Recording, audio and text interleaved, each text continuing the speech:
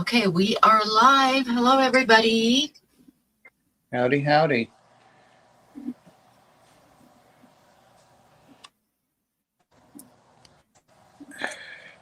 Okay, how are you, Pam? Yep, there we go. Having my sound on. Okay, that should do it.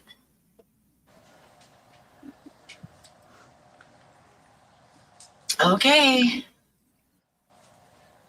So let's see who we got in the chat. We got Frank stopped by, Trash Cat, and Grasshopper. You know that Trash Cat's a cute little thing, even if she is my granddaughter. She is a cutie pie. I watched her. People watching, so we'll just have to wait. I watched her video of where she went to a fair or something, a livestock. They had asses galore. Have you seen it, Pam? You'd love it. Hey, Caleb. I think I got that ass in right before he came in.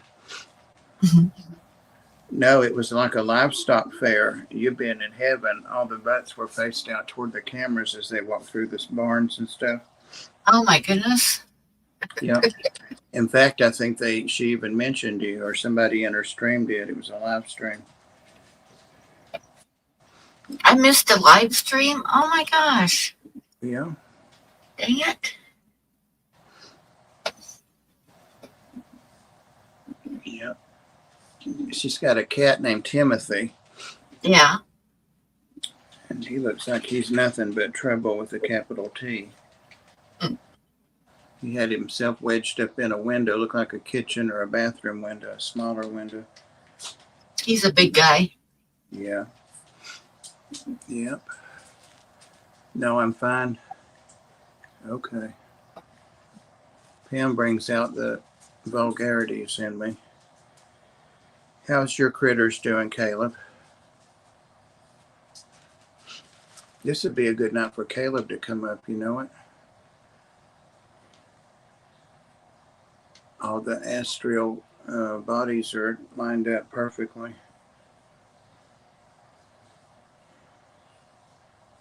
Carrie's first and only on YouTube so far. Well, welcome, Carrie. Frank Domingos was here, you're right. You told the truth.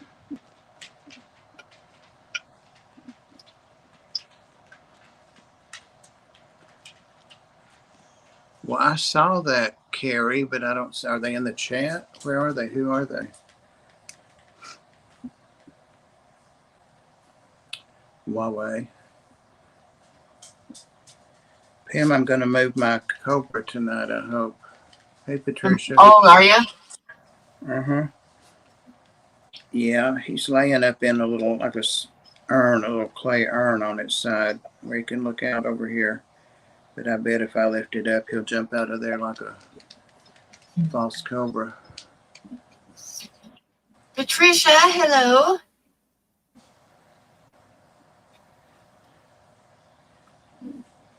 I need to put my dehumidifier in here sooner than later.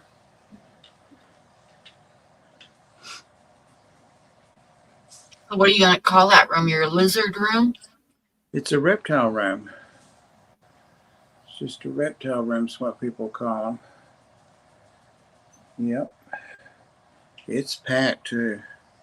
I've got a couple of tanks I can turn a different way and get a couple more in here, but I'm actually going to clean that closet out and put a 40 breeder in there because I have 2 stands to use for it. So I might as well use it, and I'll just open that door and leave it open. Yeah. It'll just be sitting back like 2 or 3 feet into the closet. It's just part of the wall there. I don't have something to put in it yet, but I will.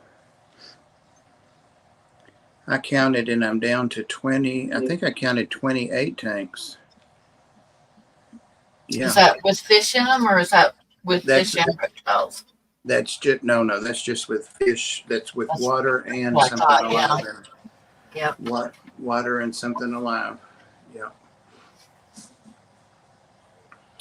I've got several sitting empty. That's what I'm saying. I need to get in here to get in smaller tanks moved up to bigger ones.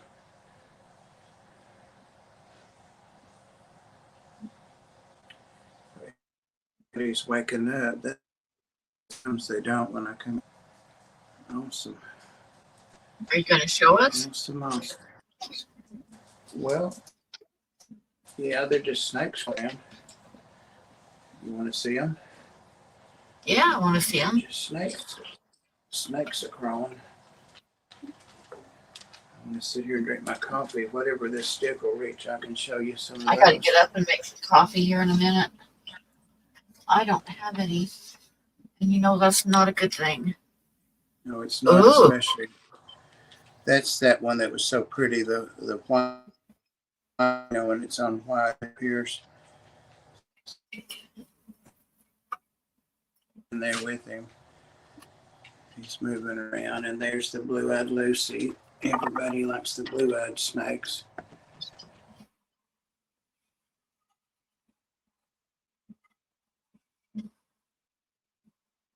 Oh.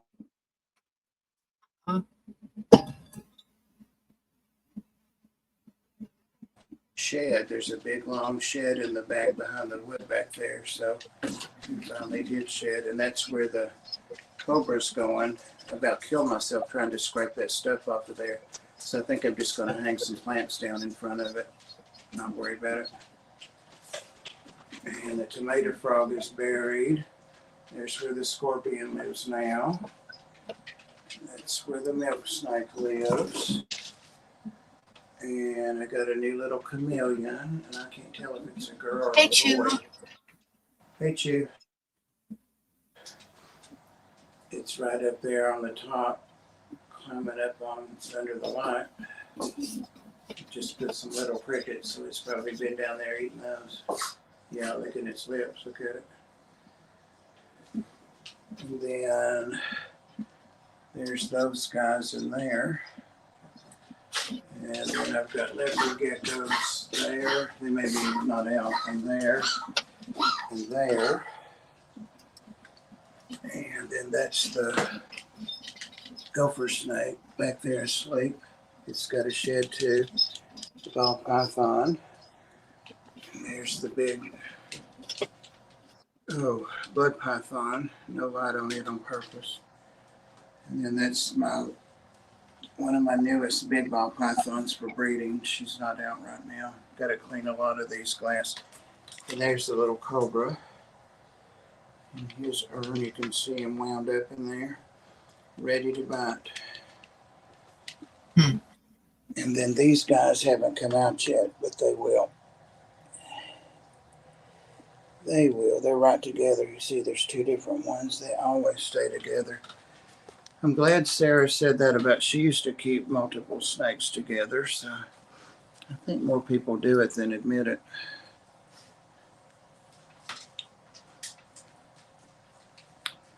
Don't even acknowledge me anymore. I'll have a word with her. What did Caleb say about where he's getting some of his pretty self out there now? Caleb, are you going to come up and show some of your reptiles? I have the StreamYard pinned at the top if anybody wants to come up, or if you want to come up, Grasshopper, do your unboxing. That'd be cool.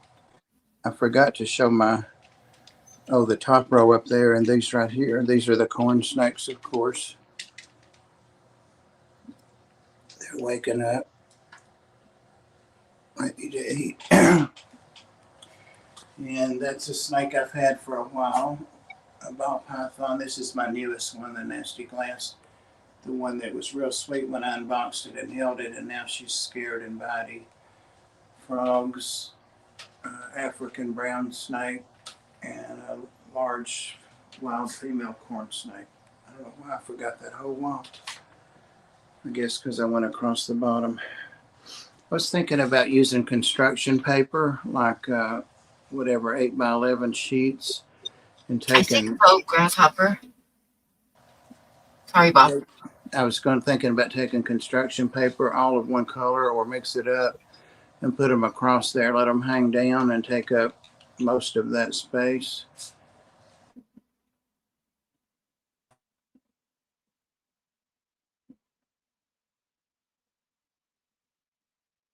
Are you frozen, Bob?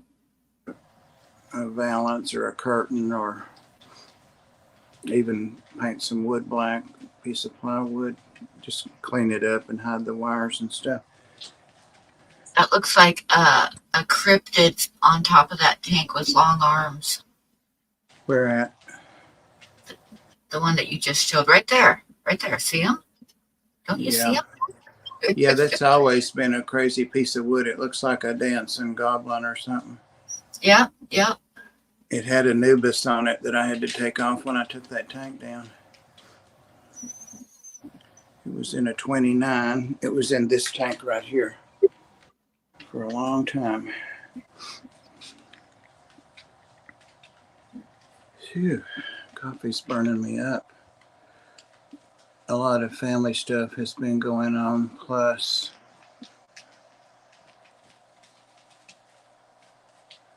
oh, okay. I thought that was Huawei. I didn't pay attention to who I was reading. All right. That sounds good. Take a rain check. I'll wait till she gets on so she can watch. I know Yeah, I she's think into it's usually comes in on Saturday, but I don't know where Ed is. Well, I don't either. Or Blackie. Ed brought me my new, not purple, it's magenta, I guess, uh, um, Fish Mafia shirt. And I didn't even have any cash to give him. I was at the Ark and I was supposed to have it. So I might get some money out of the teller and go right over to by his place and put it in the mailbox tomorrow. He and his dad and mom do stuff on Sunday, so I just put it in there and tell him it's in there.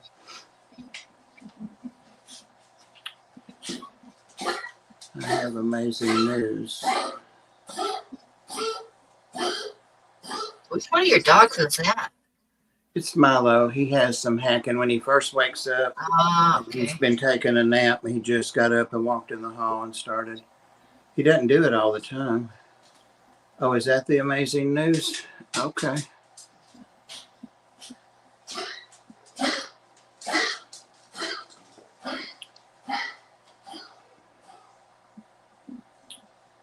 That sounds like me in the morning.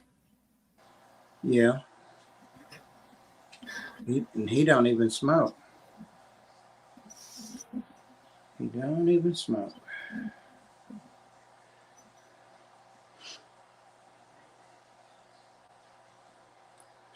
I could use my fan in here. And I think I'm going to go in the kitchen and bring it in here.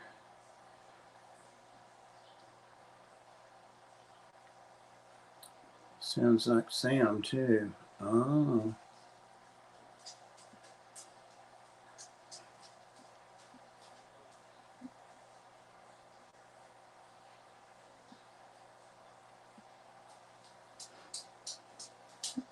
But when are you taking Bandit home? Bandit's way too big for my house. And he don't have any sense. He's retarded. I don't mean like retarded, but he doesn't have any social skills. He's learning, but after the dog trainer saw him, she said he was the smartest one out of the 5 that she worked with that we had there. And she'll be back Monday night, and she's bringing special stuff for him. But he is really smart. He just never got socialized. He's had a rough start. He's almost 2. And I have 4 dogs, so I don't need him. He is adorable, and he's a good boy. Takes him a long time before he'll let you pet him. One of the volunteers' husband is interested in him, and he's on half price this month. He's like the pet of the month. So, but he won't hardly let him pet him or anything. He'll play fetch with him and stuff, but he's just not there yet. Worm, you're not going to get up here. I'm too hot, and you need to go find you some other place and pout. I need coffee.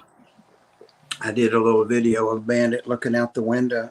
I don't know if it was yesterday or today, but he was chewing a bone or something small. And it looked kind of like he was barking.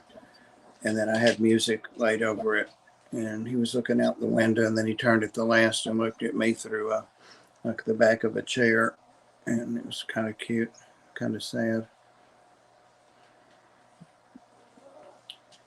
But not sad enough for me to load his bed up. I don't think I'll have any dogs that big ever again.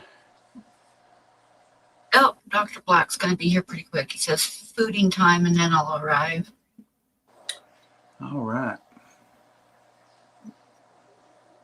I need to go start my coffee, but I don't want to abandon you. That's okay. While you're doing that, I'll abandon the chat and go get my fan. No, I'll walk through there and show them some fish and get my fan. Go ahead. You're not going to be gone half an hour, are you? No, I'm just going to go get some coffee on the stove to get it started. All right. I'll be right back. I'll be here. Don't worry. Oh, it is hot in here. It's humid. It's not hot. And that coffee. This is the way my house still looks. I still have frames to put another stand together. And I still have the bed that came out of that room in my foyer and living room. And there are the 2 tanks that I brought out of there that were on the stand. So I have to do all of this after I finish that. That's my dining room. The only thing it has in it are mice and a cat.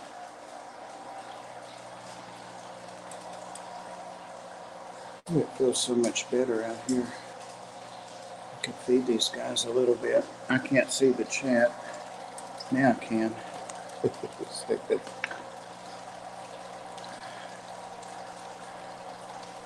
Relaxing. A little bit of a noise there. My discus are growing ever so slightly, but they are growing. That's one of them.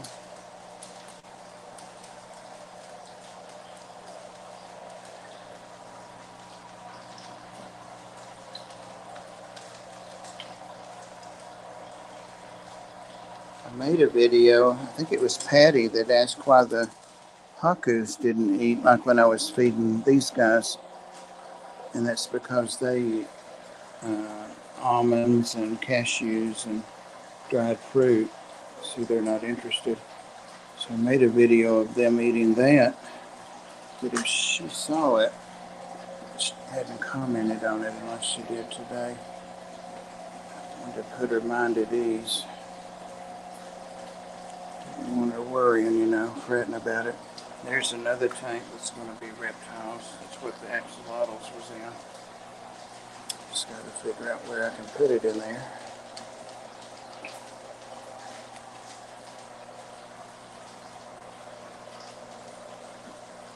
Guess I scared them. If you're curious what Bob looks like in his boxers, here you go. Yeah.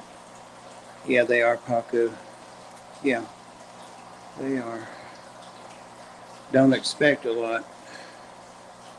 Sure, sure, pretty Pacus. And my pants. I just got on my long boxers. It's too hot to. Ain't nobody got time to be running around in clothes. Ain't nobody got time for that. And that was my beta bar. I've still got a couple of betas in there.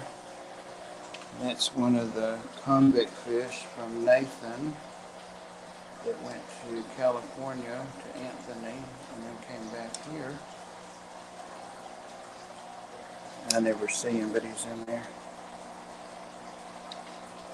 And these are some of those little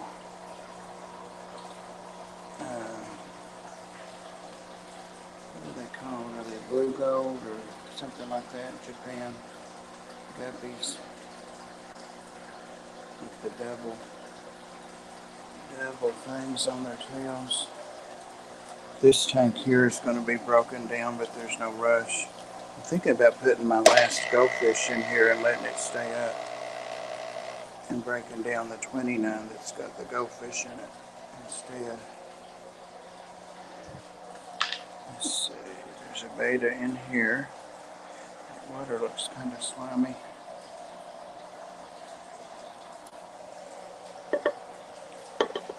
Supposed to be sending Monica Lynn some of these floating plants. That was 2 months ago.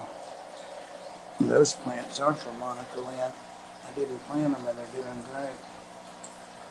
Doing awesome. The fluid's out somewhere.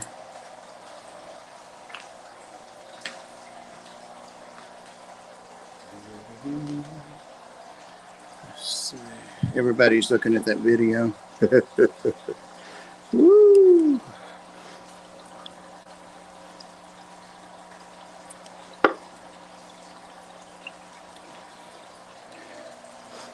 Boxers. Robin Yeah. with boxers. Since he posted that, nobody said a word. I guess they're all out there laughing their asses off. That's exactly what I'm wearing right now, I told him. These boxers. Ain't nobody got time to wear all that stuff. I ain't got time. I hadn't even made it through. I stopped to feed fish and chatter. The little discus are doing good. There's one of them. They're just doing great. And there's the other one. If I could ever get that guy, I'd get a couple more of them. Did I tell you about the squirrels chewing up my truck? I heard you say something to Ed about it. Yeah. They chewed while I was at the Ark one day last week because when I came out, a whole 5 different lights came on. Oh no. And they were all kinds of sensor lights. And so I drove it. But anyway, I had it in the shop and had it fixed. It was out of warranty. And it was $1,014.96. But anyway, I started thinking about it and I thought, I wonder if that was covered by insurance. You know, since it was like damage from something else. And do you know it was? And I don't have any deductible for comprehensive. So They're good. I know I'll get it all back. I'll get it all back. That was a good thing. I've never had them do any damage. I've had like, I remember one time I raised my hood and there was a bird's nest on top of my battery Oh my God. with the eggs and everything. I was like, oh shit, now what do I do with that? What do you do now, right? Yeah. And another time we were headed down the mountain. We'd been camping all week and we were headed down the mountain on this narrow logging road hanging off the side of a cliff. And the motor started making in our van. It started making a really weird noise. And we couldn't stop because the driver's door was against the rock of the cliff. And the passenger door was hanging out over the side of the cliff. So, Oh, Jesus. yeah, there was nowhere to stop. So we got down to the bottom and we pulled into this little camping area. And we both jumped out because it was really making a lot of noise. And we both jumped out and we raised the hood. And the squirrel was sitting there staring at us, squeaking away. And that's what all the noise of the motor was the squirrel. We had a squirrel in the motor making squeaking noises. I'm going to see if I can get Ladybug to do this noise she does. It's just one of her meows. Come here, girl. But if I like rub her ears and let go of her head, sometimes she'll shake her head and it goes woo like a cartoon. I can't even do the noise. I had a tank here, obviously. Come here, girl. Ladybug. Bug us. Come here. Come here. Come here, Huzzy. Come here, Ladybug. See if she can do it now. I really need my coffee. I wish it would hurry up. Did you hear? Yeah. But when she shakes her head, it makes it like you're doing jerking your throat, making it like talking into a fan. She didn't do it very loud. Let's see, there's my last goldfish. And there's a highway catfish and a Cenodonis catfish in there. This hasn't been plugged up for a week. No light, no heat, no nothing. So that's my next tank, I guess. And then I've got another 20 tall sitting there empty. So I've got plenty of tanks to move in there still if I want to. This is going in my bedroom. That's nothing in it but plants. And What do then I you gotta want, you little shit? take that rack down, new floor. Okay, I came for the fan.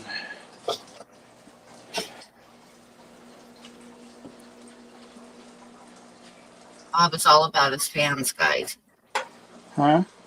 I said you're all about your fans. I don't really keep one going on me unless I'm in here cooking, and I'm not ever doing that. So, got one in here on the stove on the counter. I had that one that I set on that time and broke it, busted my ass. 240 pounds, and I thought a little aluminum fan was going to hold me up. Thanks for stopping by. Ouch, ouch. Oh, shit. Good night, Patricia. Yeah, chirping. I'll try to get a video of her doing that. I did a picture of Yazzie and the old cat. I was starting to pick up laundry to put it in the washer, and they were asleep in the laundry. And I left them alone. I left that as my excuse not to do the laundry. Let's see. I'll have to unplug one of these reptiles' lights or something. No, there's a spot. I haven't seen that clip. I'll have to go back and look at it. The underwear.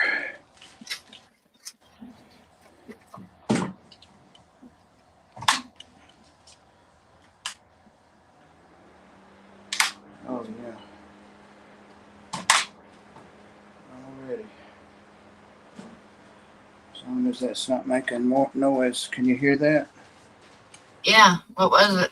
My fan. You hear it running? Oh, no, I don't hear it running. I just heard the clicks, clacks. Oh, I was readjusting where it was pointing. So how's Floyd doing? I didn't even go all the way back there, did I? He's in the bathroom back there. I was waiting to see Floyd, but you didn't make it back to him. He's sitting back there. Here's a spider. I'm keeping spiders. 2 spiders in there. There's one and there's one. I guess the fan is blowing in that lid. Stirred them up. How about that? I don't know what they eat in there. I guess the crickets. I don't know. I have no idea.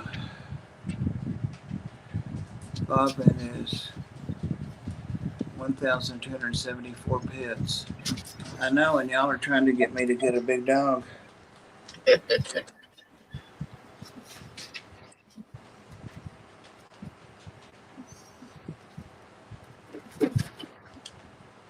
You get into cat food again, huh?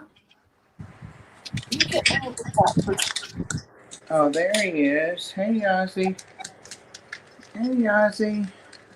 Did you hear us talking about you being in the laundry? Huh?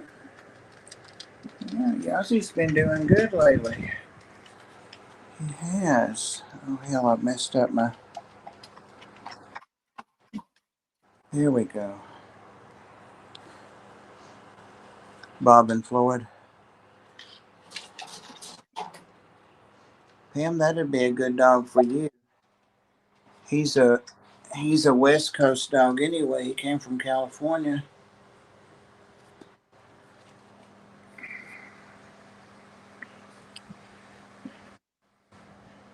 I got a dog.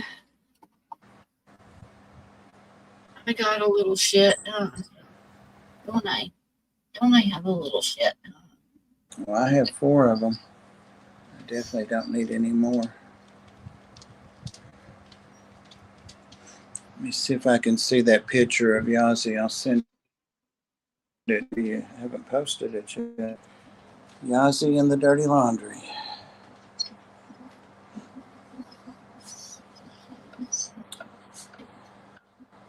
There it is right there.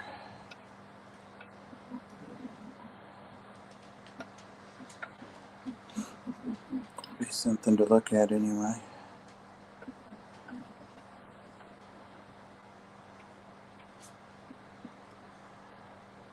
I sent it to you. Just to you. Well, that was quick. That was quick. Yeah. It's amazing how fast. Who's in there with him? Oh, that's the old cat, the one that I keep thinking is going to die every time she gets sick. She's 19, maybe 20. I don't know. I have to go look. She's ancient. He doesn't ever bother her. She's a badass. She's real frail, but nobody messes with her.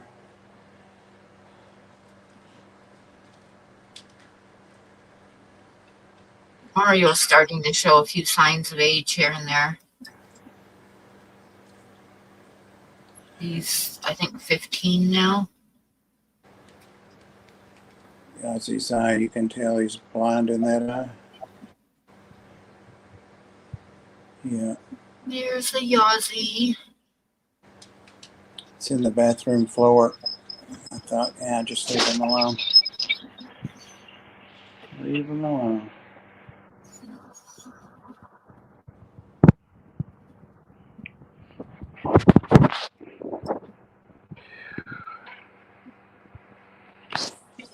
You better leave that leopard thing alone. It'll get you. It's coming up there asking her for food. Leave it alone, princess. Come on, leave her alone. She likes watching everything, doesn't she? She does. She likes watching all the stuffs. And Worm's going to call the ASPCA on me. Stay down.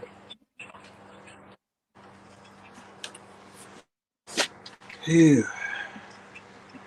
I'll be ready to eat something soon myself. You know, I made a hamburger in the microwave today. It was the first time I've ever done that. And I thought, well, I could just Google that, and it's real easy to do. It takes about 2 minutes. Really? Yep. Was it any good? Mm-hmm. It was delish. Huh. It was just like I'd fried it. I put it in a little throwaway paper bowl. It said put it in a bowl.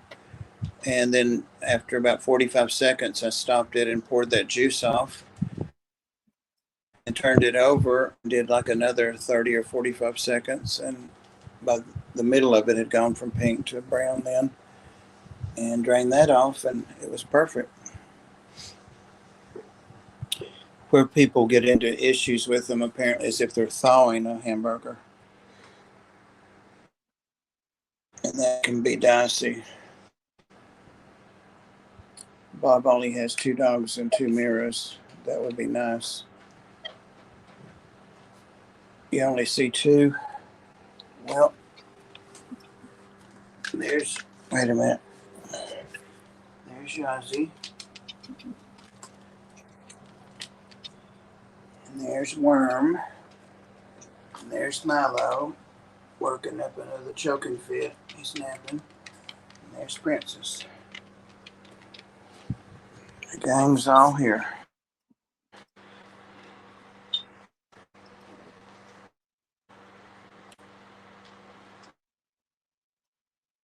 Pam, have you got on a sweater? Yeah. Wow, is it cool in there for sweaters? Yes, it's Yes, like it is. 50 degrees right now and dropping. We had a high, actually Yes, today we had a high of like 67. Yesterday we had a high of 60.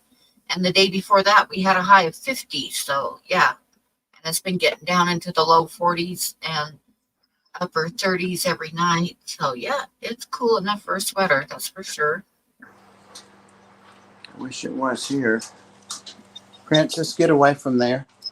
The next time I hear you scratch, I'm going to take this.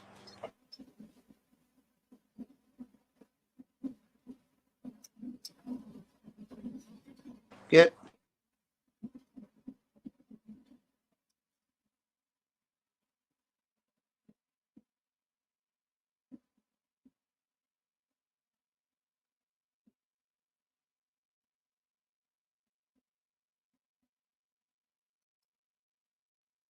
Did he freeze? I think Bob froze. Did I? There he goes. Yeah, for a second. Yeah. I think For it like couldn't half get. a minute. I think it couldn't get through Prince's head for a minute. There's definitely just a very small area in this room that it doesn't freeze.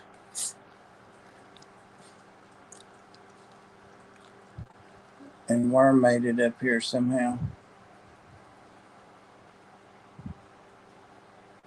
Worm. Still watching the lizard. She's interested in all the wildlife. I actually have crickets and wonder worms I can feed that. Got a super sticker, Pam. Yeah. Get off that old porn Oh, site. it's French cat. Well, thank you. Pay attention.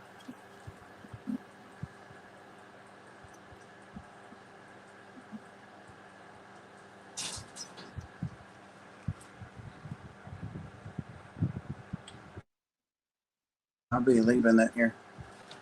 Whew, that's great. It feels great. So you didn't think much of the construction paper idea?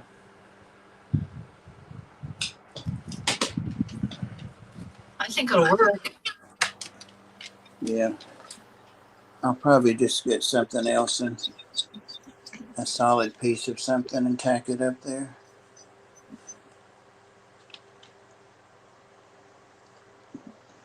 That's probably what I'll do.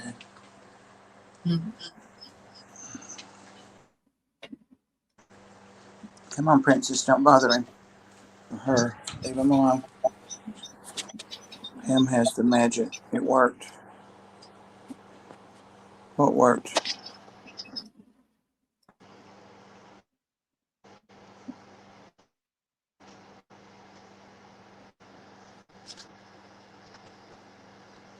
My guess is that Sarah's not coming this late, nor Ed.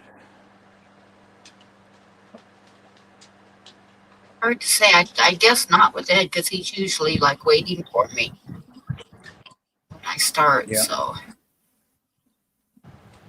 So he must have had something happen tonight. No, there's a football game. I know that. Tennessee's playing. That was last night. Never. Florida.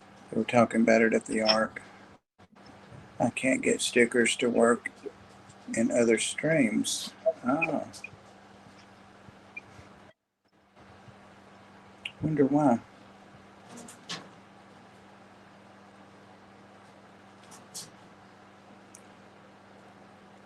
Yazzie, you want to come up here and see if it gets Worm's goat? I know it will. Stay away, Worm. Come on, Yazzie. You stay away, Worm. No. See, she thinks she can do everything you do, Yazzie. Yeah. She thinks she can do everything Yazzie can do. Pam's ignoring you. What are you looking at, Pam? Picture of Yazzie. Oh. There's Yazzie and there's Blackie. Hello. Hello. Yeah, got sunglasses on still.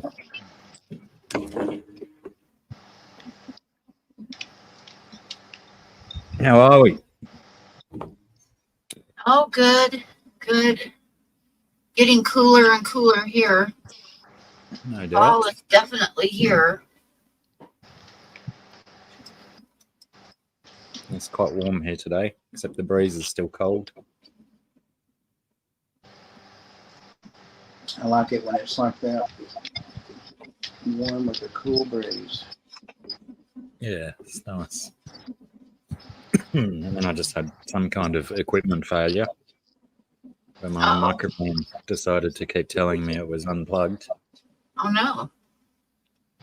So I went and got a replacement cord. Then the same thing happened with the new cord. So I put the old cord back in and it worked fine. Now it's working. Ghost in the machine.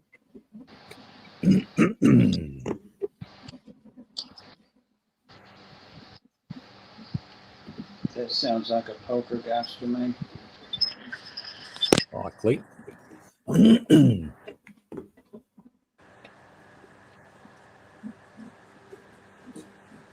Pam's so cold, she's wearing fall sweaters.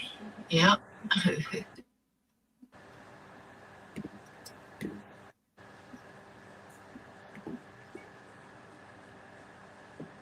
Yeah, I imagine once that sun starts going down, I'll need to put a flanny on.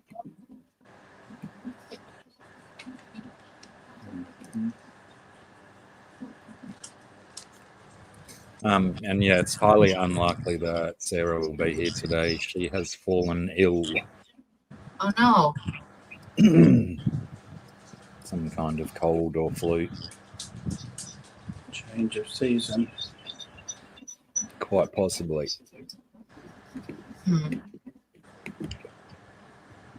Mallow, you fooled us. You woke up and you're not coughing.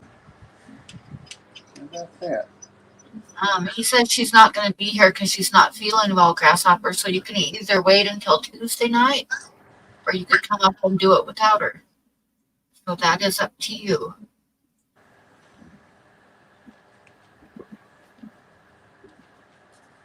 I'll let her know, Huawei.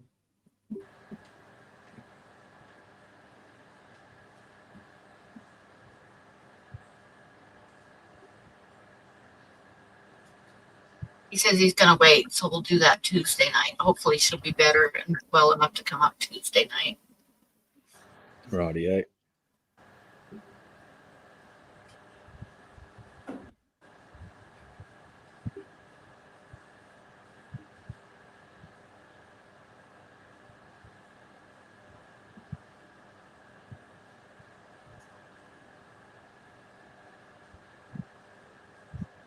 Oh my goodness, such a slow night tonight. Yeah, kind of is. It's because I don't have my coffee. I thought you just went to put it on. It's not ready yet. Yeah, I'm waiting for it to finish cooking. It's got to cook, Bob. Yeah. Oh, he said if we wanted him to do it now, he could. We might as well wait till Sarah's here. We only have 2 people in chat right now for some reason, so I think we should probably wait. I think that other stream's going. I'm not sure. Oh, that's right. There is another stream on Saturday nights, and I usually pick up people when it ends. I almost forgot about that. I don't know that it is, but possibly. I think it's Vibes. Yeah, it seems like it is.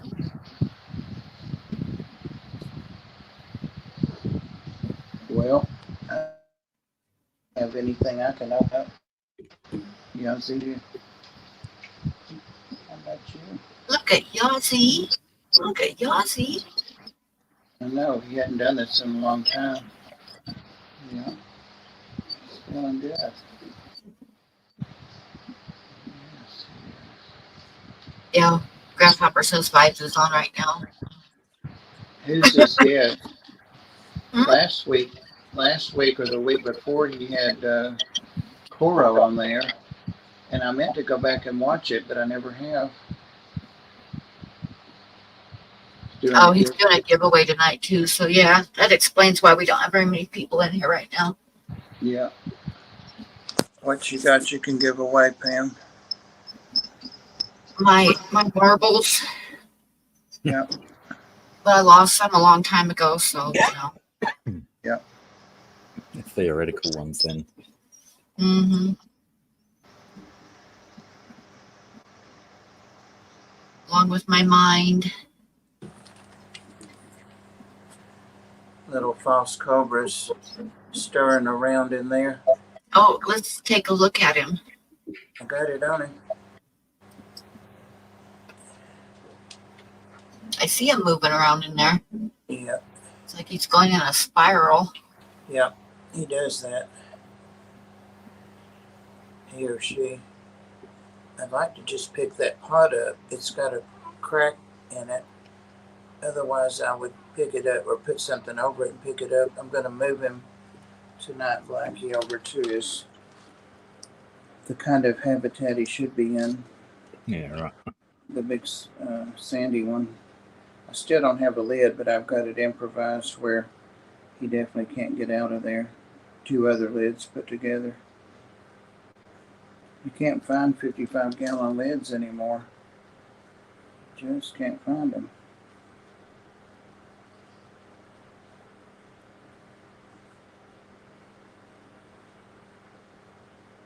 So is he big enough to eat mice? He's big enough to eat the little pinkies, like the newborns. Ah, okay.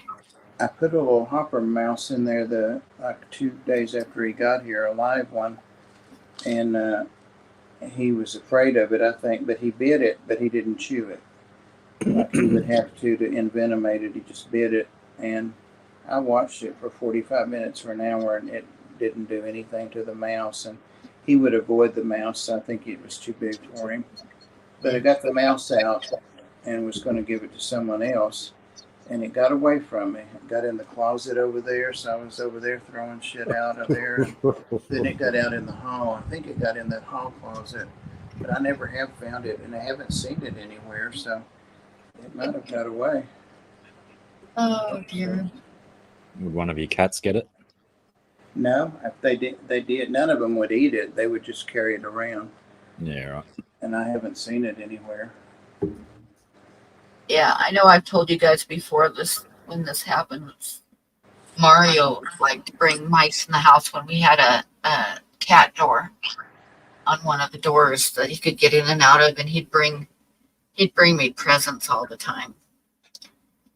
And I walked in the bathroom and there was a little baby mouse sitting on the floor, and not just a regular mouse. It was like a field mouse with great big ears, like cartoon looking cute mouse, with great big ears.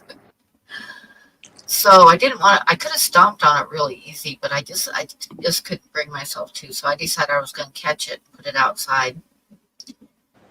So pretty soon my daughter was helping me, and both of us were in the bathroom on the floor, and we moved. The only thing that was on the floor had 3 baskets that were underneath this table that held stuff like towels and stuff like that. And then the table held like a 40-gallon fish tank. And we moved those up off the floor, and took a towel and threw it over the mouse, got it cornered and threw a towel over it, and finally caught it. And both of us were dripping with sweat because it was a hot day, and we'd been chasing this mouse all over the bathroom. So I gave it to my daughter, and I told her to take it outside and let it loose. Then she came back in the house, and we were standing there having a drink and talking about how long it took to catch that damn mouse. And I looked over my daughter's shoulder, and there was Mario standing there with the mouse in his mouth. And I yelled, "No!" And he dropped the mouse, and it ran behind the refrigerator. So we ended up pulling out the refrigerator and stove and spending another hour catching that baby mouse again. And I picked up Mario and told her to take the mouse out like a block away from the house to turn it loose while I held on to Mario. Mario was just playing fetch. Yeah, he thought we were just playing fetch with him, I guess.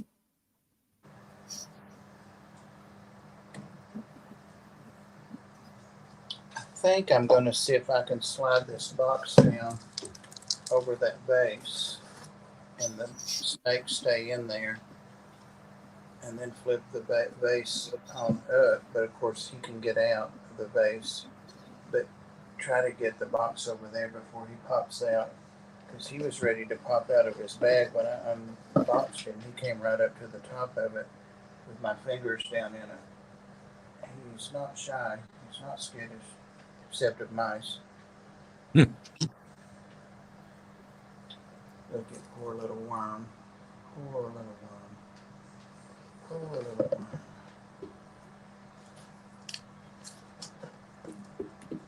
Just reach in and grab it, Bob. Right.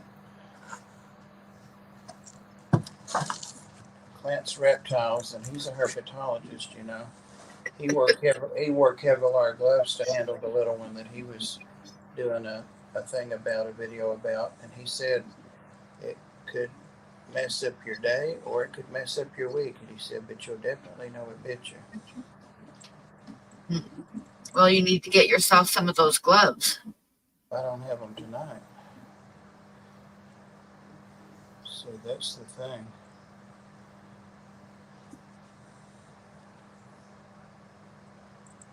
Yazzie, what about you? You're brave.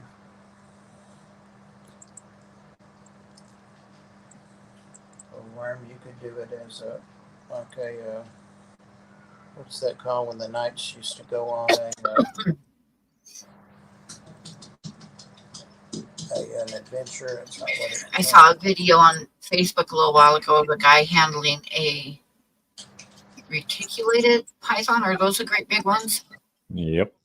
Yeah, he had one of those, and it was big. It was probably a good 12-footer.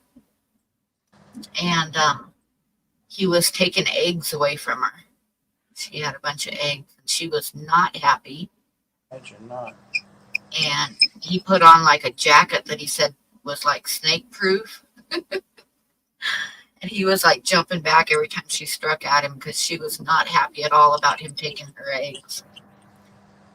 But he got him, and then he had to put her back in her enclosure, and she got him. She nailed him on the arm through the coat, and he was bleeding. She got him like through the coat that he said was snake proof, but it wasn't snake proof because she nailed him enough to where he had puncture wounds and he was bleeding. How big was it? It was a good 12-footer. It was a pretty big one.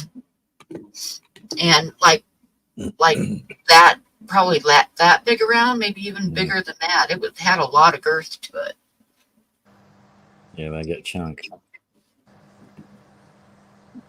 But he said he didn't want her to sit on the eggs because they don't eat or anything while they're sitting on them. So he wanted to take the eggs and hatch them out and then let her. He said she'd forget about it in 2 or 3 days and start eating again, which was what he wanted. He said otherwise she would sit on the eggs without eating anything for 3 months until they hatched. So he said he would rather take the eggs away from her and hatch them and let her get back to normal life. Yeah, I think in captivity, I think you get a better success rate incubating them instead of letting the mother do it. But she was not happy about it, let me tell you. With ball pythons, I know they take them out after they get the eggs and let them have a soak or rinse them off at least so they get the smell of the eggs off. And that, and I think they change bedding and stuff too. Yeah, Just to get all that smell out. makes sense. But I sure wouldn't want to give a damn 12-foot snake that was pissed off about.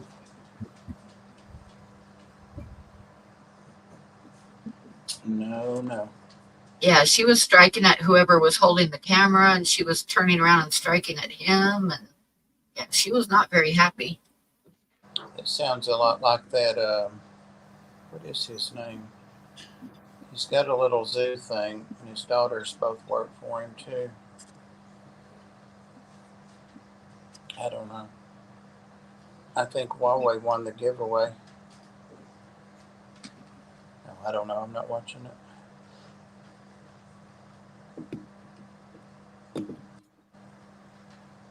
Wouldn't mind doing a giveaway 1 week if I had something to give away.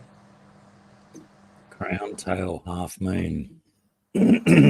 Won something from Garcia's Aquatics or Garcia Aquatics. Is that his guest or his co-host? He's got a few co-hosts up. Oh, okay. Awesome.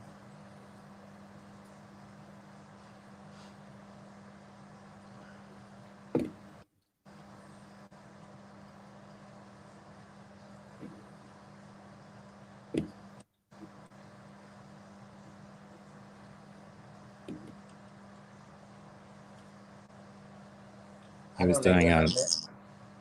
Sorry, yeah, go.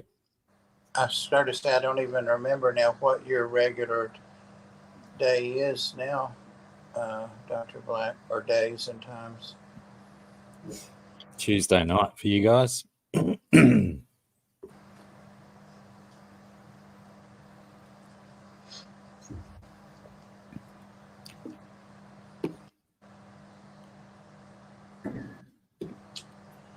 It was an interesting system for a giveaway. It was one of those spinning wheel ones, but it was the last person left on the spinning wheel That sounds like fun.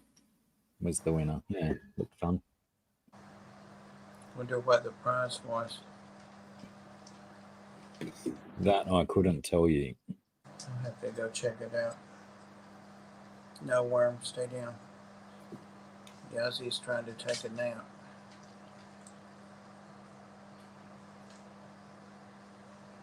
Oh, it's 45 degrees here right now. It sounds so nice. You realize that 40 degrees is the temperature of the average refrigerator. So that's getting a little bit cool. And I still have my windows open. I'm going to have to shut my windows pretty soon because it's starting to get a little bit chilly at night.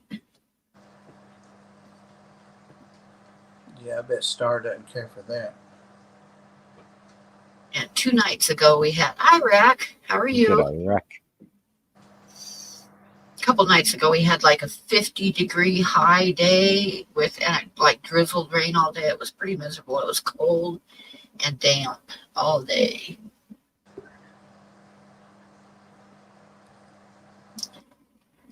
You'll post the link to this stream when they're wrapping up. I think most people know that I'm on tonight. It's just like I say, if there's a couple other streams going, they'll be a little while before they come in. You might have to start going an hour later if he's going to go regular. Yeah, he's been doing it pretty regularly on Saturday nights. I maybe would be better off starting an hour later, but that makes it a pretty late start. But then what does it matter if everybody's over, on another stream anyway, waiting? So yeah, I probably should think about it.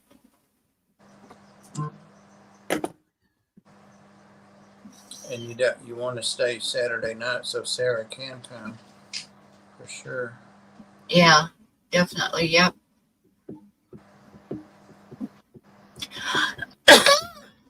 And I think this is probably like one of the. Oh my goodness! Hello, Rack. Thank you for the $5 super chat. Hey, How Rack. far away is the moon?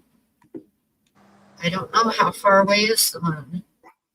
Is it 60,000 kilometers, something like that?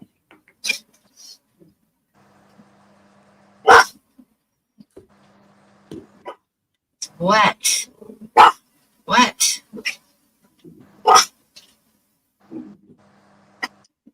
What?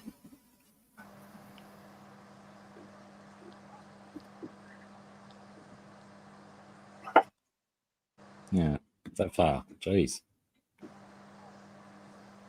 About 240. So about almost 239,000 miles away. Too far to walk. Right.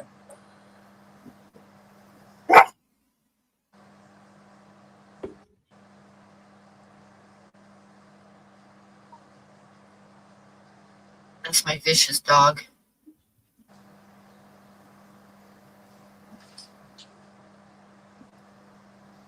I like how Yazi reacted. We're kind of having a slow night here tonight, but if you want to come up and say hi, that would be great.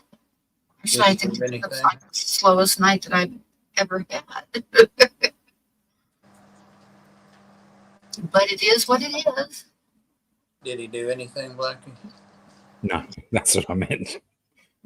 He started Didn't even saying register. he's low-key snoring. I can barely hear it, but he's snoring. He's ready for action, though. See there? Talking about you, boy. Did you hear us talking about you? Pam, how's that drawing coming along? Which one? The one you've been working on for 17 years.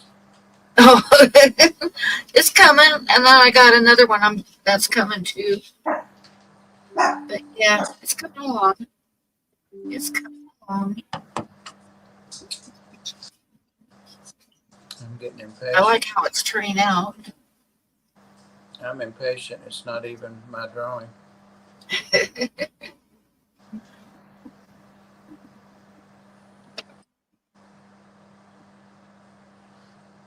That was nice of you, Wally.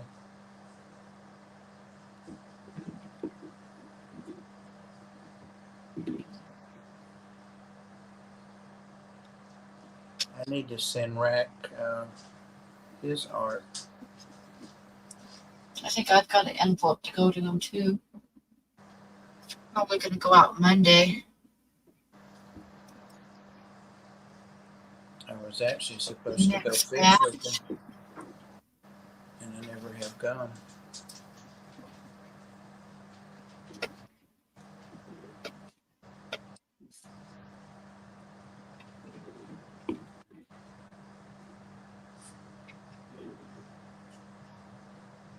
What I'm concerned about is I'll piss off this little false cobra that doesn't know it's a false cobra. And then that'll really complicate things. Oh, look at Yazzie. He looks so comfortable. Yeah, he went right there. He woke up. But look at what I'm looking at over here.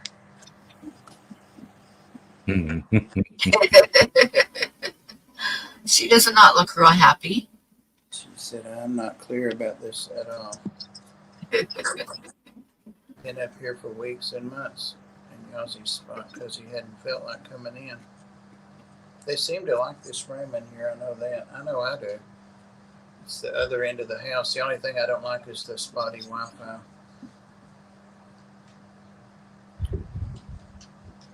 Bob, I separated your links from the arcs, but I grouped them together, if that makes sense.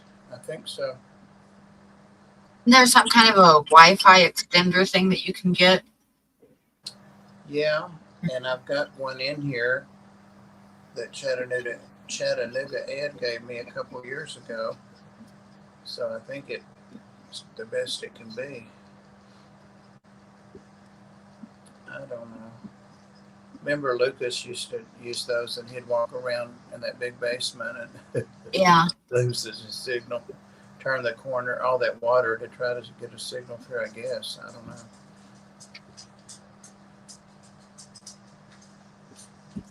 The Wi-Fi is almost at the other end of the house. It's in my bedroom, the far end of that bedroom, so it's a good distance. Yeah, I use one out here because the modem's all the way on the other side of the house as well. Did you see what I posted about the cats, Bob? The cats. Yeah, I thought it was a little news article about it. In Cheyenne, they rescued 25 cats from this lady's house. I didn't see that on Facebook. And they're giving them away, and like if you want like 2 kittens, they're only charging you for 1. Or if you want to adopt an adult, they aren't charging anything for it. They're trying because that's a lot of cats. Are they making? They said she passed away, and they don't know when she passed away. Yeah. But the cats made it okay because she had a window open, so they were going in and out of the window to get water and food and stuff from other places. But yeah, Did they eat her face off? I don't know. I didn't want to like discover that.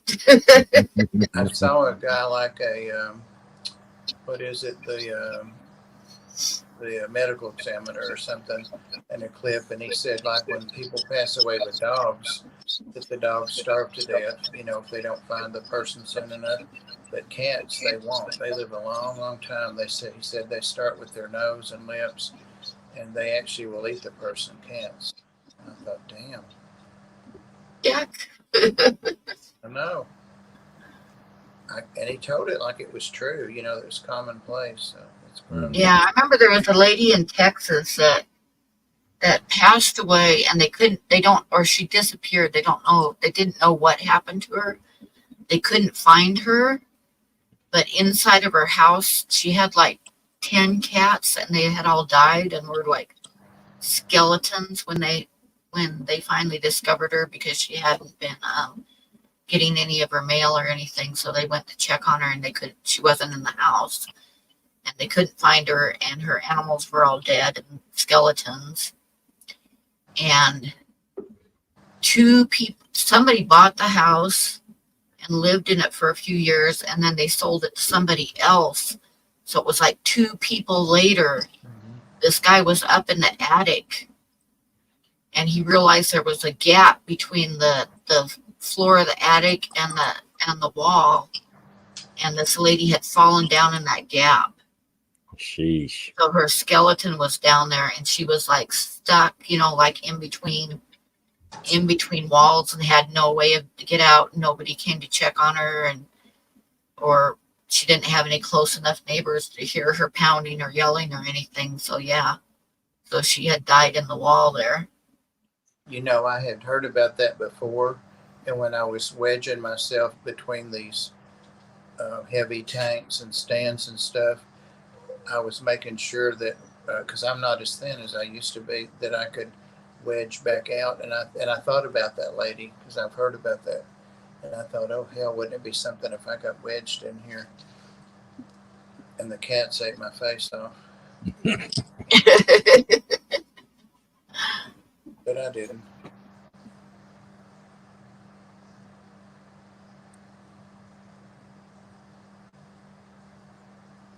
Yeah, Star would just like make a bed out of me.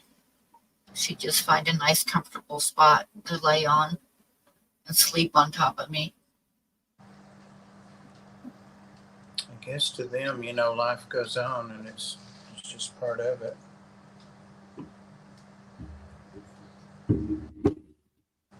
She's moved over to the other side now, begging me to come up here. All I have to do is. Hello. How are you? I'm G'day, good. yeah. How are you, Pam? I'm good. It's getting cold here. How's the fishing going? They're getting ready to start going very strong, and right now it's still great. So thank you for asking. I don't know if you've noticed, Pam, but I've been inspired to do some more fish art. Very good. I kind of watch you on Facebook. Oh, I like that. Very cool. I still think you ought to put one of those on a hat, because I I think have you it would on everything but a hat. Funny you should say that. I have it. You see the new canvas back here in the corner? Mm-hmm. Yeah, I can barely see it. It's one of your hook fly The things. flies, yeah. And they get made right back here. Where am I pointing? The fly manufacturing unit. Yeah. Yeah. The FMU. Definitely, Blackie. The FMU. And I got this in the mail, and I saved it for one of our YouTube friends. Oh, nice. I think that you ought to put one of those flies on a hat, though. Seriously, I really, really, really think people would buy that. You know, here's my problem, Pam. I don't know where to sell it. Well, I don't have a website. yeah. Maybe I could start doing live stream auctions or something. Yeah, or hit a few shows. I don't Like do shows anymore. I know, I don't either. I don't either. Old. It's just a pain in the ass, and I can't, I don't want to try to carry all the boards and all that crap to get it set up. So I just, I find myself engaging with people, and that just, instead of making a few people happy, you make a lot of people angry.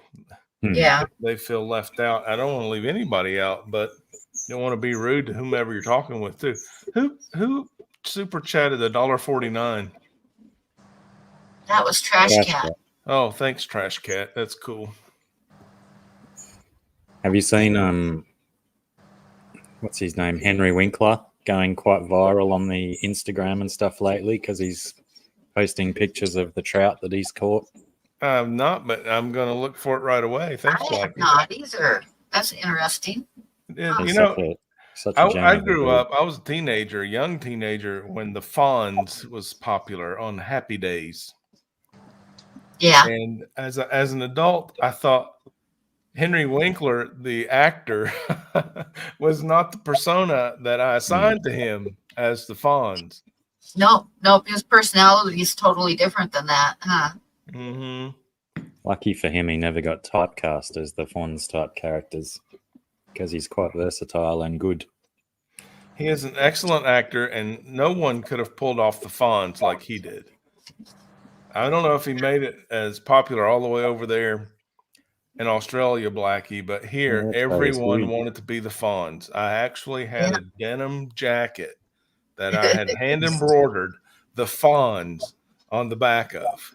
Mhm. And they said that, I remember reading the famous bit of him checking himself in the mirror and grazing his comb and then looking and putting his comb back down again because it was perfect already. That was totally an ad-lib thing. He did that like without it being in the script, and that it was like one of the most famous little shots of him I think ever. It was really cool, but I'll tell you this, it was also, that was definitely Hollywood. No man gets that close to his mane with a comb without finishing the job. Yeah. He was a great director too. I can't remember anything he directed, but several things he's noted for. I don't know if you've noticed, but I've let my hair grow out. I did notice, of And course. I'm getting a haircut, so this may be the last time you see me with long hair. I've heard that. I heard you say that one other time before, though, not that long ago. One As other long time? as you're buying Saying and that I'm on one of my shoveling live my streams before. One other time, you reckon you've heard him say it? I Yes. reckon he's been saying it for about 4 This years. time, something could happen. I'm going to go for the bob look. I think it looks nice. The Bob look? As in get a bob or a bob style haircut? Yeah, our friend up there in the corner. Well, he does wear it well. He's well groomed. I just had mine cut a week ago. Looking good, Bob. You're an example for us all. Too bad we don't follow your example. I'm thinking a haircut, I could drop about 10 years with one haircut. It definitely makes you feel younger and look younger. But I got to say this, and it's probably, you can use this in the fish hobby, the reptile hobby. So I haven't had a haircut in about 2 years. So I calculated the savings and bought myself the nicest fly rod and reel that you can find and justified it with haircut savings. Now you could cut your hair and use your hair to make flies. Yeah, I thought about that, but there's a little bit of a creep factor in that. I don't want to. I don't know. I'm on the fence. I don't know. Well, I know people use horsehair, Yeah. so you could probably use your hair. An acquaintance of mine said that he had the remnants of a deceased pet cat that he still uses in the tying of his flies, and I'm not sure that made me feel good, but it's very interesting. One of the best uses for a passed away cat I What ever part saw of the was cat? a clip of this guy that took his cat.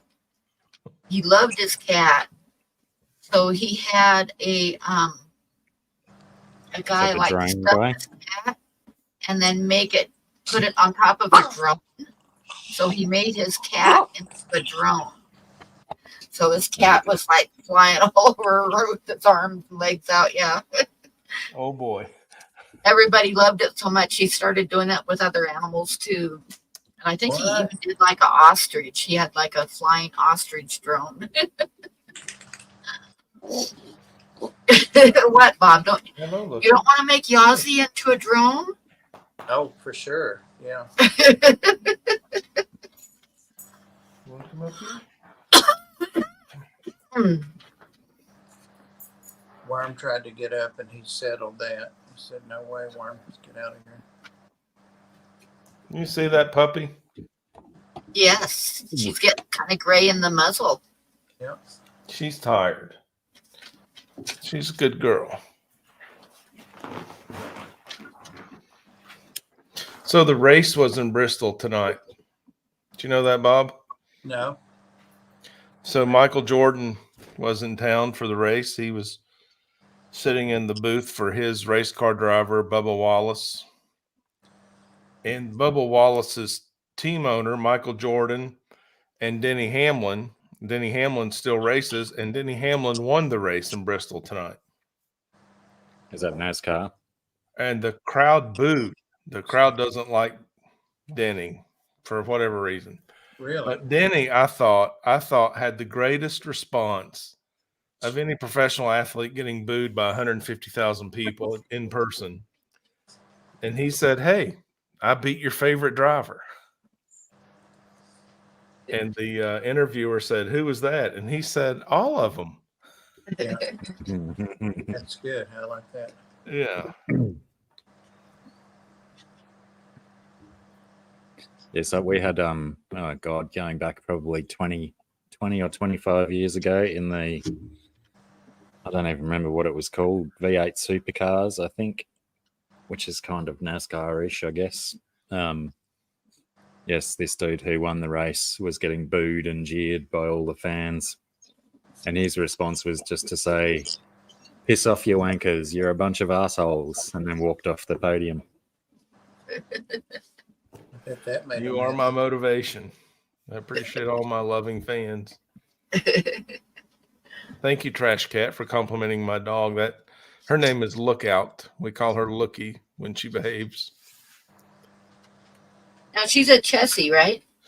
Yeah, well, we say Chessie. That's how she was advertised to us at the rescue. And I do believe she's part Chessie. Her hair is very coarse. Yeah, you can see her. She looks part Chessie at least. Yeah, but she's also I've had a couple purebred ones, so and they Me usually too. have like a tight curly coat on the back. yes, that's right. And she has And- that, but And a she little does bit of not have a a Chessie little bit of attitude. oil on your hands when you pet them because they get like an oil undercoat. That's right. on. Also, yeah, they're excellent duck dogs, although I don't hunt ducks. But Lookout she has the spirit and heart of a golden retriever. Ah, There's no Chessie she rebellion looks like or her head and anger. stuff. She maybe has some golden in her.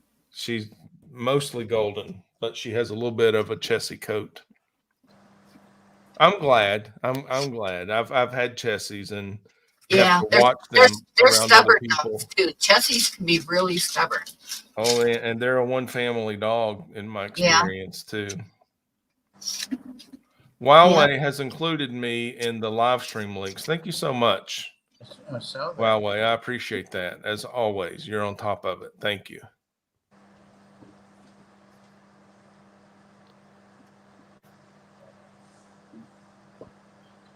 What? So you were talking, you and Bob were going back and forth about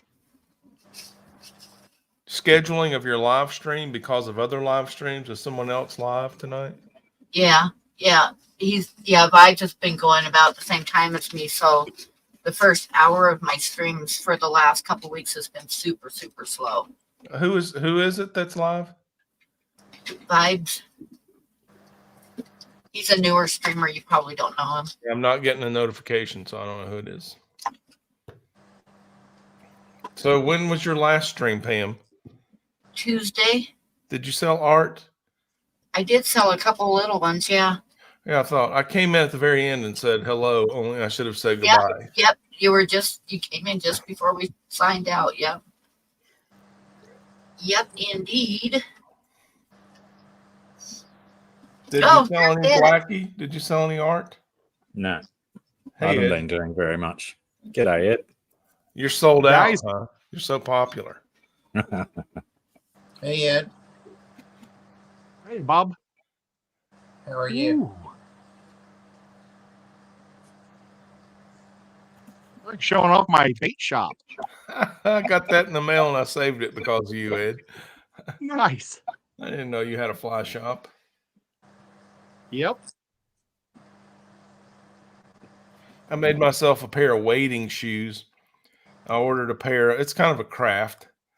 I ordered a pair of knockoff Crocs from Amazon and got some felt and glued on the sole so you can walk on the slippery algae covered rocks.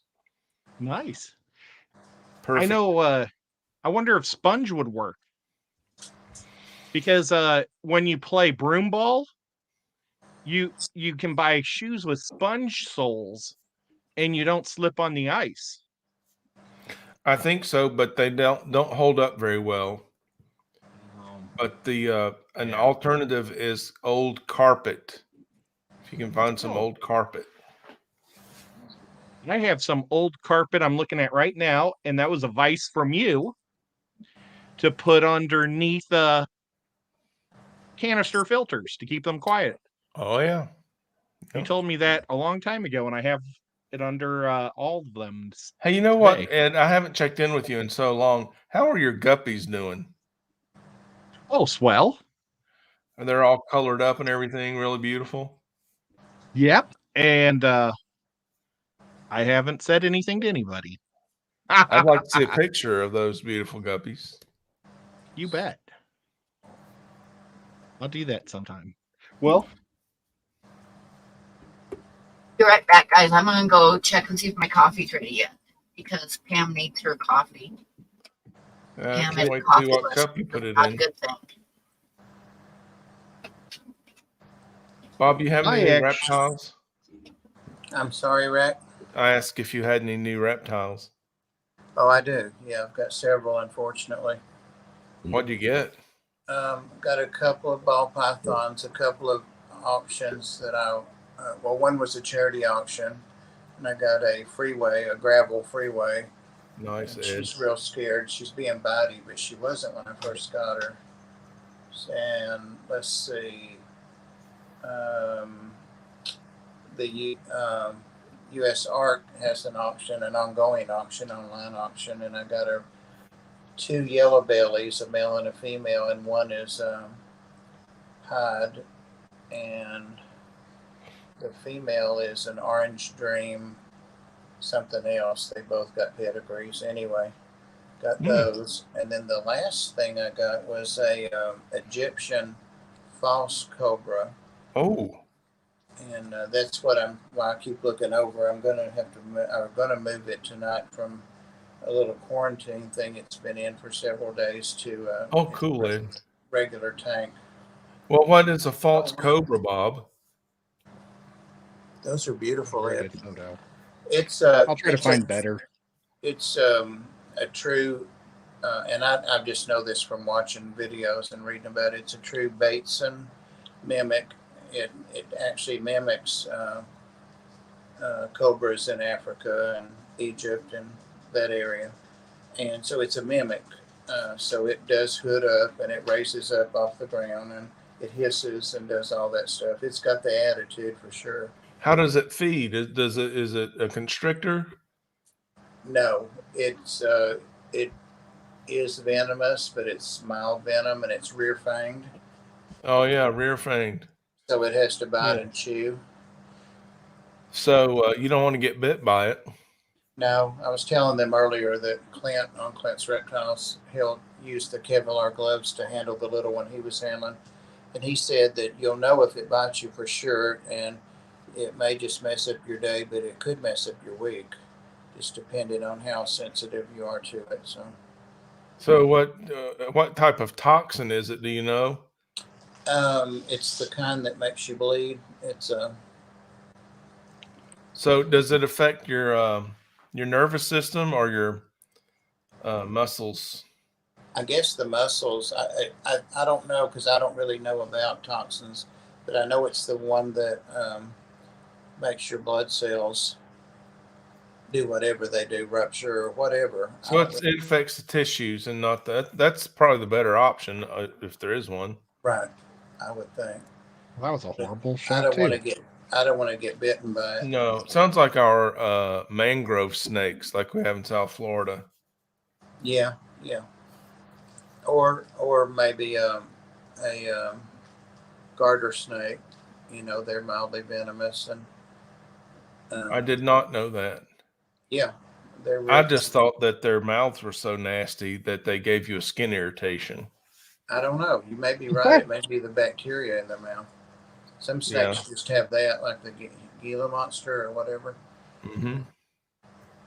But yeah, he's an arid area snake, and like I said, about 85 to 90 in his hot area, and he's sitting right on his heat pad inside a clay pot, and he hoods You know up. that bacterial defense. I think the Komodo dragons are famous for that. Right.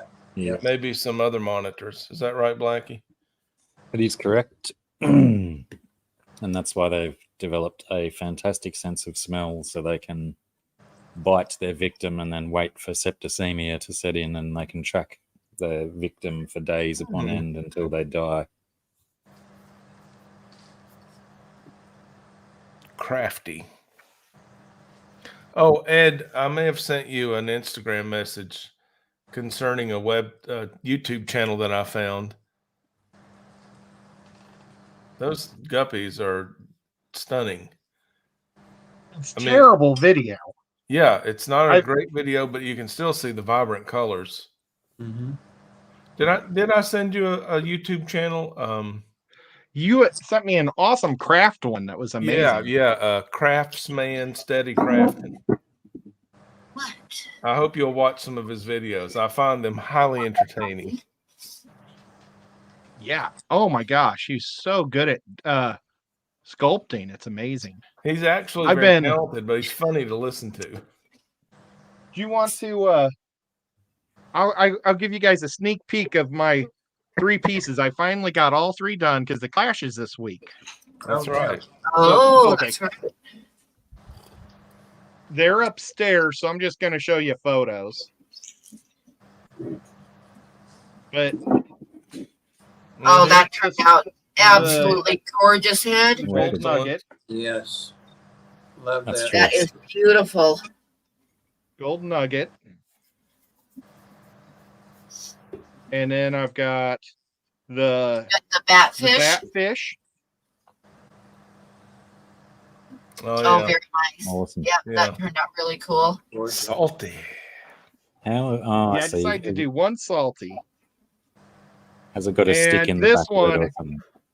Is the winner, I think, right now with my stuff. It's the diamond discus, the blue diamond, Very nice. That's a head turner. Yeah. Very and cool. it's not giving it justice. It is crazy cool. Very nice. Love the way you mounted them. That was the choice. Yeah, very, very nice. Thank you. I got some crabs. What kind? They're called panther crabs. Oh, Those guys are cute. Yeah, Very Are they I got freshwater? a boy and a girl, and I'm gonna try to breed them. Are they freshwater or saltwater? Freshwater, 100% aquatic. never seen those before. Can be. You got speckles on Yeah, them. they're kind of new. They're yellow and orange with dark brown spots. Very pretty. But I've been in the or the fish room all day today working, and I'm so exhausted. Wow, I'm tired. Nice project. I got to get Jay. everything done before I go on my trip. Where When you do headed? you leave, Crash. Ed? The Clash. Yeah, You know, I didn't enter fact, I any did. art this year. I'm entering 5 photos and Good 3 sculptures. Ooh, Blackie got stung by something. Oh Did you get burned, Blackie? no, I've got these picture frames sitting beside me that I bought the other day, and I was just fiddling with the plastic wrap, the little metal tabs that hold the backing board in. Yeah. And I was poking my fingernail in the plastic wrap around one of them, and that one of those metal tabs just jammed right up under my fingernail. Mm. Ah. Ouch. Big sting. Ouch. Well, Speaking of monitor lizards, since we were so long ago, does anyone watch the Formula One racing? It's on in Singapore this weekend, and on Friday night, my time, there was 2 yellow flags in the first practice sessions for big monitor lizards wandering across the track, That's great. Really? Oh. I love that. and they just boy, they would go absolutely airborne if they hit one. Yeah, well, that's why they have to yellow flag it, so all the cars have to slow down and be careful. Yeah, massive big things, and they just did not care about these massive, roaring things going past, just meandering across the road. And they're protected species over there, so they can't Ooh. kill them. Lizard crossing.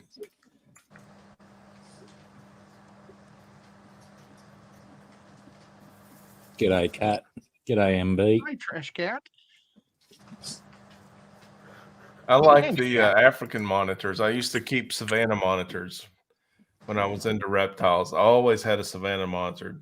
Babies to 3-foot adults. I love those lizards. They get so Did your big wife? though. She liked the income that the reptiles and birds provided. We had a little pet store. Oh, cool. That's awesome. Well, Rack, I'm taking your stuff to the Clash. Your bucket of awesomeness. It's like a bucket of stuff that's like for all situations. Yes. I took some of the stuff out and put some other sculpting stuff in there, but I've made it my like fish prep for scaping.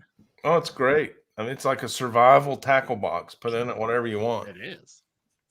I And did I'm a gonna use video that on that, and I thought portable air it would pump. go viral, and I would be famous and rich. But it I'll didn't see work out, so If I you just had gave it to you. hats, Rack, you could send some hats with Ed. Send some what? Hats with Ed. I'll be competing with his hats then. He has the coolest hats on the market. Are you making hats? Pam, I think I'm I'm trying to making- talk him you see into back it. here in the corner behind me, Ed, I have fishing fly art. I've got fly art everywhere now. I'm making new art, and Pam says it will look great on a hat. It would. I think it would be a really good seller to have one of his fishing flies on a hat. I mean, I don't have a website, so it's difficult for me to sell. I'm gonna set up an Etsy. I think And do that's a that. good idea. My daughter has an Etsy, and she says you have to work it just like a YouTube channel if you want to grow. And apparently, I have grown lazy. I don't want to work. Oh. Well, I I can understand identify that. with that. I love creating. I don't like sitting under a tent in the hot summer sun selling stuff.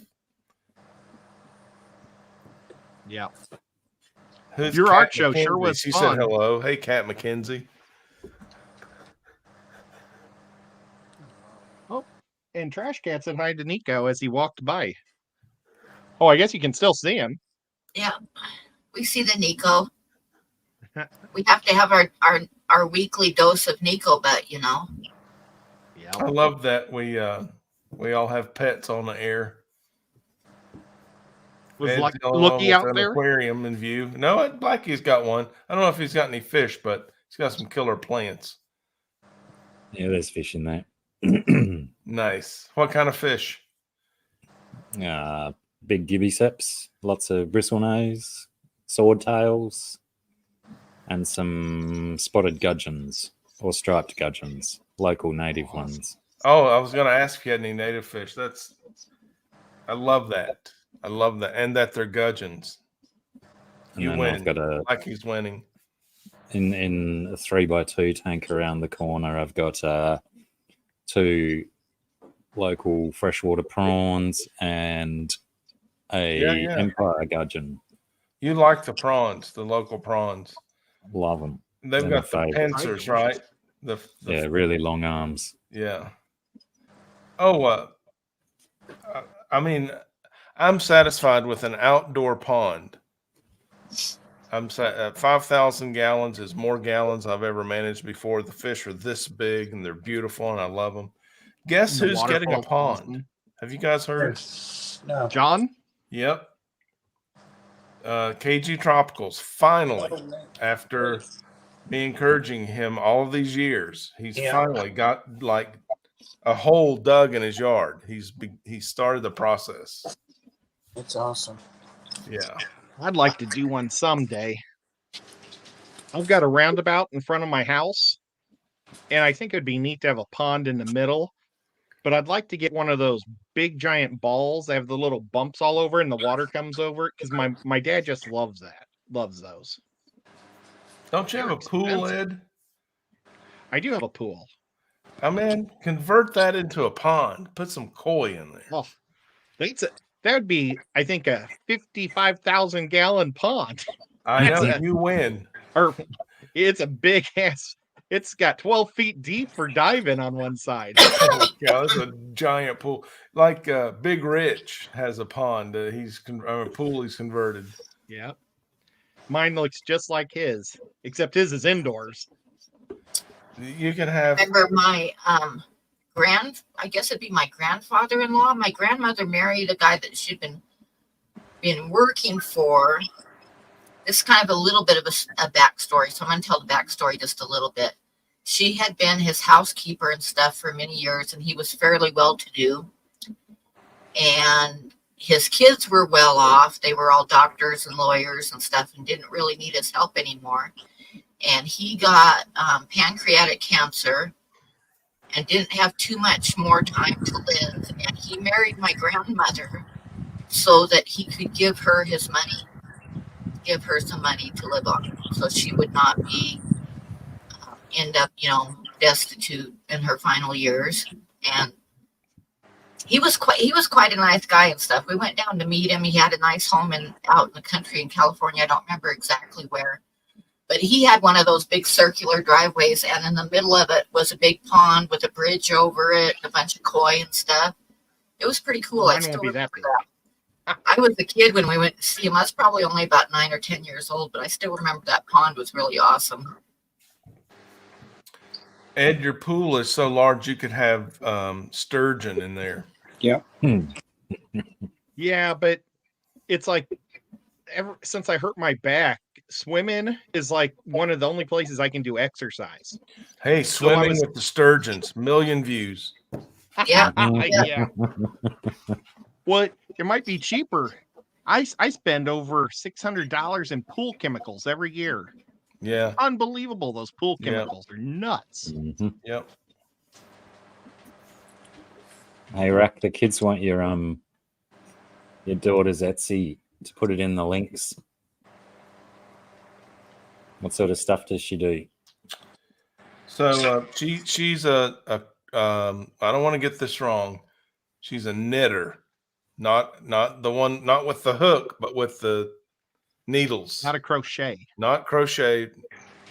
And so on her Etsy, she makes these, I think she calls them stitch savers. So it's a little clasp that you put where you finished, so you know which stitch you were on last. And she makes them like little charms. So the name of her Etsy is Sprinks, like short for sprinkles. Sprinks.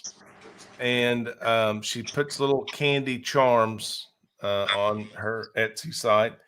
And she's been very busy. She also works as a marketing guru. And you didn't ask for all this, but hey, it's late night, right? Yeah. She's gotten a new job. and she's doing the same work, only less of it for more money. Basically, a nice promotion for a different company. So she's got time to reopen the Etsy store Springs. So she visited last night to celebrate my birthday several Happy weeks in birthday. advance. Thank you very much. So why wait? Hell, I'm 60. Let's just get on with it. Let's just go ahead and party. And so she's opening up Sprinks on Etsy, reopening Sprinks on Etsy. And she showed me the site. I don't know if it's actually open tonight or not, but she's in the process of reopening Sprinks. Anybody can confirm that in the chat. You'll help me out. Thanks.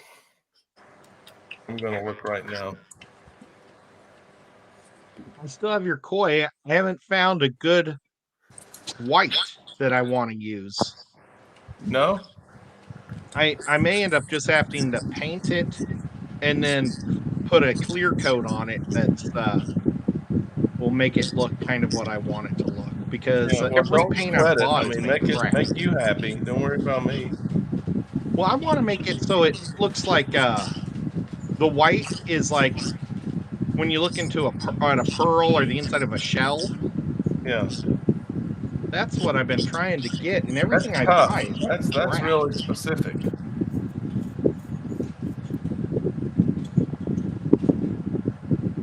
I just really think it'd be cool.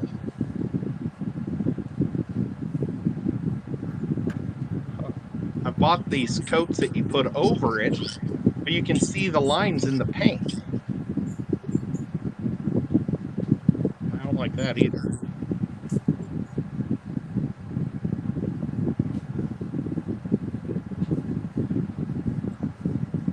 Huawei says there's lots of Sprinks on Etsy.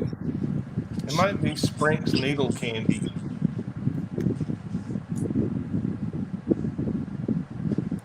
Cat said hi, Pam.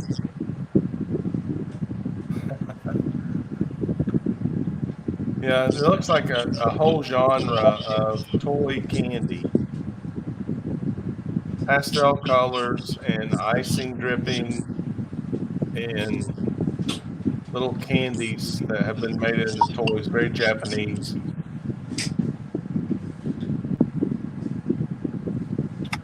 Anyway, I'll report back on that. I wasn't prepared to discuss that tonight, and I went ahead and tried to do it anyway, and here we all are without any results. My apologies.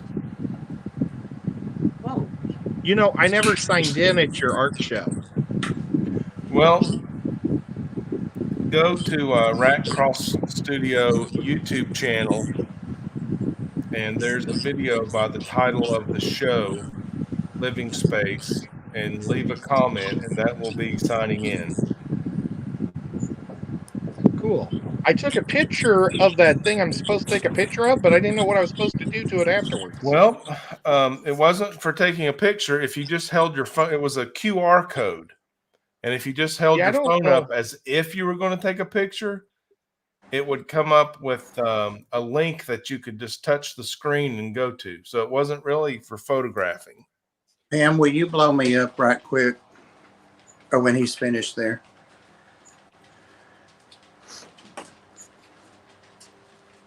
Rat Cross Studio YouTube Living Space video to sign in. That's it. Let's see what Bob's got. Well, Nice. the cobra appeared to be asleep, so Nice. Oh man, that thing is colorful.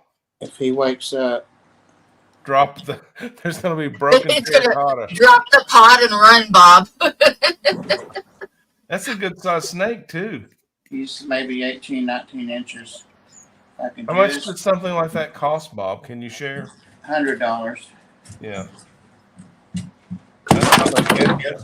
Sorry, there's the camera. Yep, he dropped the pot and ran. Somebody call 911. Got Bob. No, we're fine. He's still in the pot. I turned off all the lights. The camera hit just the right spot. I think we could get Pam a lot of viewers if you would just scream real loud right now, Bob. Uh, You see him looking out there? Oh yeah, he wants to know what's up. Hey, Bubba. Man, I'm jealous of that driftwood. Yeah, I was just moving this around some more just before I put him in.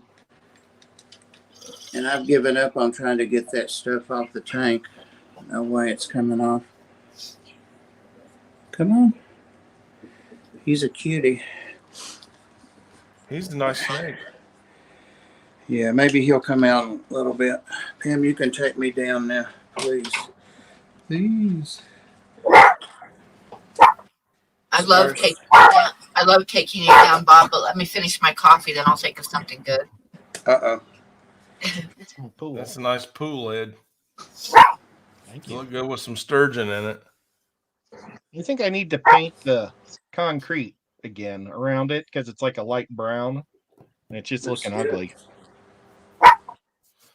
Blackie, I found some of that driftwood on Amazon for my art show. I used it to suspend a couple of mobiles, and it was the Zoom Ed brand. It was very inexpensive until you got into the double extra large size. And it was, I don't know what Bob had there, but the stuff I got was very blonde in color like that. And it was the, what do we call that new driftwood? It's actually, in real life, it's azalea root. Spiderwood. Yep. Yep. And the Pet Smart over here also had it. It was very reasonable, medium and large sizes. Yeah, I got to. I want to get some big ones because I've got a new 6 foot by 2 foot tank, and it's all low stuff at the moment, just rocks and some old small bits of wood. It would look good in that. Yeah, I want some massive bits in there. Well, are you going to put fish in it? Yeah, it's got a couple of catfish in there at the moment. A Raphael catfish and a driftwood catfish. They came with the tank. Do you ever see the wood catfish? Yeah, he's out all the time. It's the Raphael that hides away because they're primarily nocturnal. As soon as I put food in there, though, the Raphael's out and about pretty quick. I had one wood catfish. I bought it as a juvenile in Knoxville at one of our events in Tennessee. Brought it home.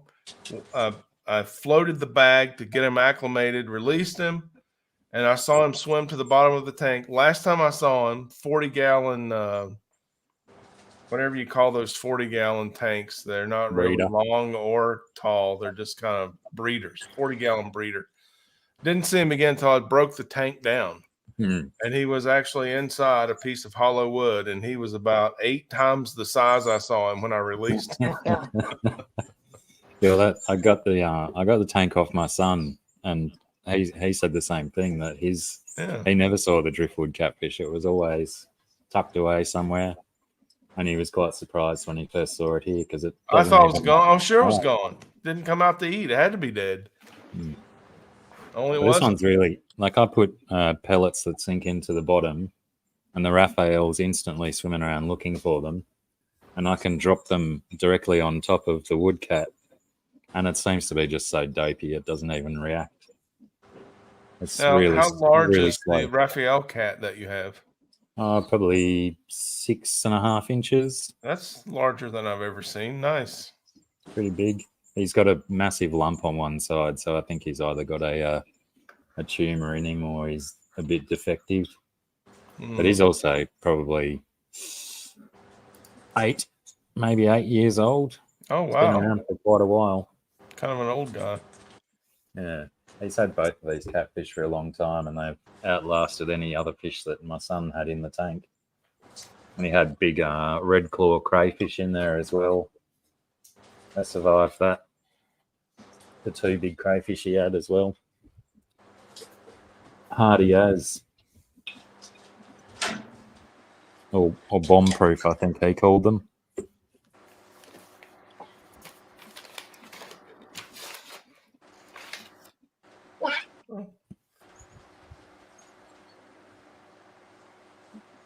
was your show? Was it? Oh, I like that. Was that like all the way through June and the end of I the think it 1st was of July? Yeah, June and July. I took it down the first week of August. This piece here is a new print. I call it Spicy as L. That's cool. It only burns twice, Bob. Yeah. Imagine. I need a website. I gotta. This Gotta stuff set is yourself up a accumulating. website. Get out from under there. Well, get up. Damn it. Ooh. Bob just cussed on Pam's show. No, Worm won't even move. And you know how she is. And I'm trying to sit down and she won't even scoot over. Yeah, I'm like, move I the hell finally over. found it. blow him up, Pam. So if somebody could take a screenshot of that, you can scan that, and it'll take you to the website, to the video. Oh, wow. That's cool. It was a great big picture or painting on the Yeah. wall. I put He it on a painted large each one of those little canvas so squares. people could scan it. But if you photograph it, then you can't scan it unless somebody screenshots Savannah. it. Then puts it back up, Ed, so you can screenshot that. I mean, then hold your phone up to it. Stop. Well, it wasn't live. And then there was this really good restaurant down the road, and Mom and I No. went there. Harbor ate- House. Yeah. So This was every time awesome. I go in there, I ask the cashier if they caught that fish. And every cashier says yes.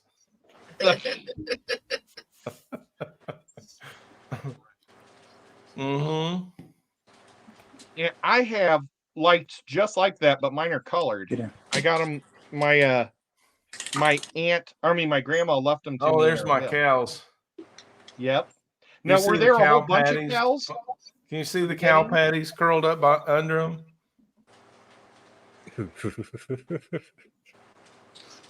They have spotted poop. Yeah. Look, one was standing in the back. Or is that the little cow farmer?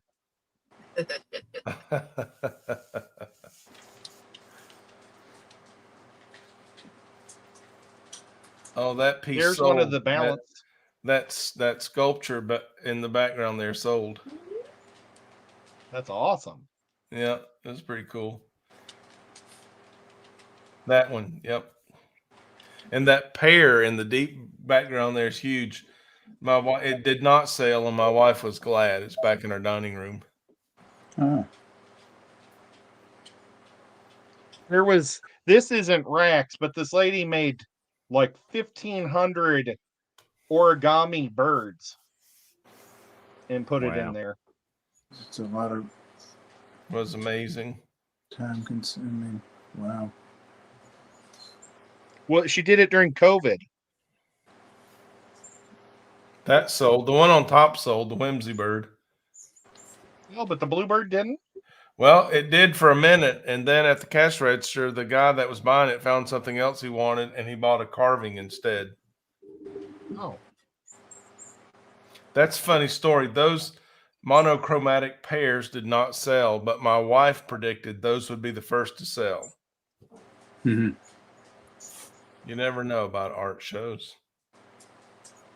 you never So that do. coffee mug on the left is going to be, it was jurred in a public art exhibit. It's going to be on display in a public park as a banner for 2 years.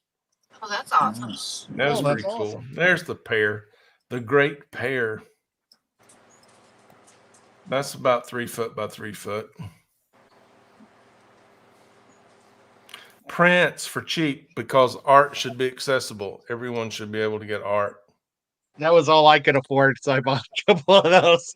Thank you, Ed. I Sorry, Rex. appreciate that. Wish I was a rich guy. Me too. I'd pay Ah. taxes and everything. Ukuleles. That looks kind of denim. Now, Blueberry did you jam. drill holes the sides of these ukuleles? I think there were holes in the sides. Yeah, I drilled holes so the player can hear them up on the top of the edge. That willow wood there is beautiful. Say that again about drilling the holes. Yeah, when you're holding it as if playing it, if you drill in that top edge, it allows the sound to come up so the player can hear it instead of just projecting it out the front hole to the audience. Oh, That would sell in St. Louis in a heartbeat. Yeah, that company used that on their social media. It was pretty cool. And then he had walking sticks that were really neat. Yeah, it was a folk art show, That's so cool. I painted tomato steaks. Hand wrapped them with cordage. I wish I would have saved those broken hockey sticks when I was looking at those. Well, it would have been sweet.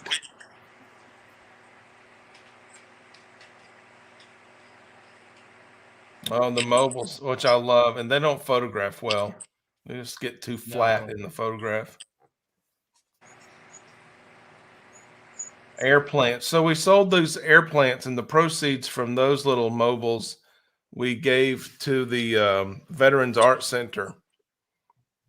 Oh, that's awesome. That was our little community piece. Yeah, The rummy fish nose. sticks, little what fish about your? mobile. The fish What running about out of your the little, aquarium, right? I'm not seeing your little green pears that I like.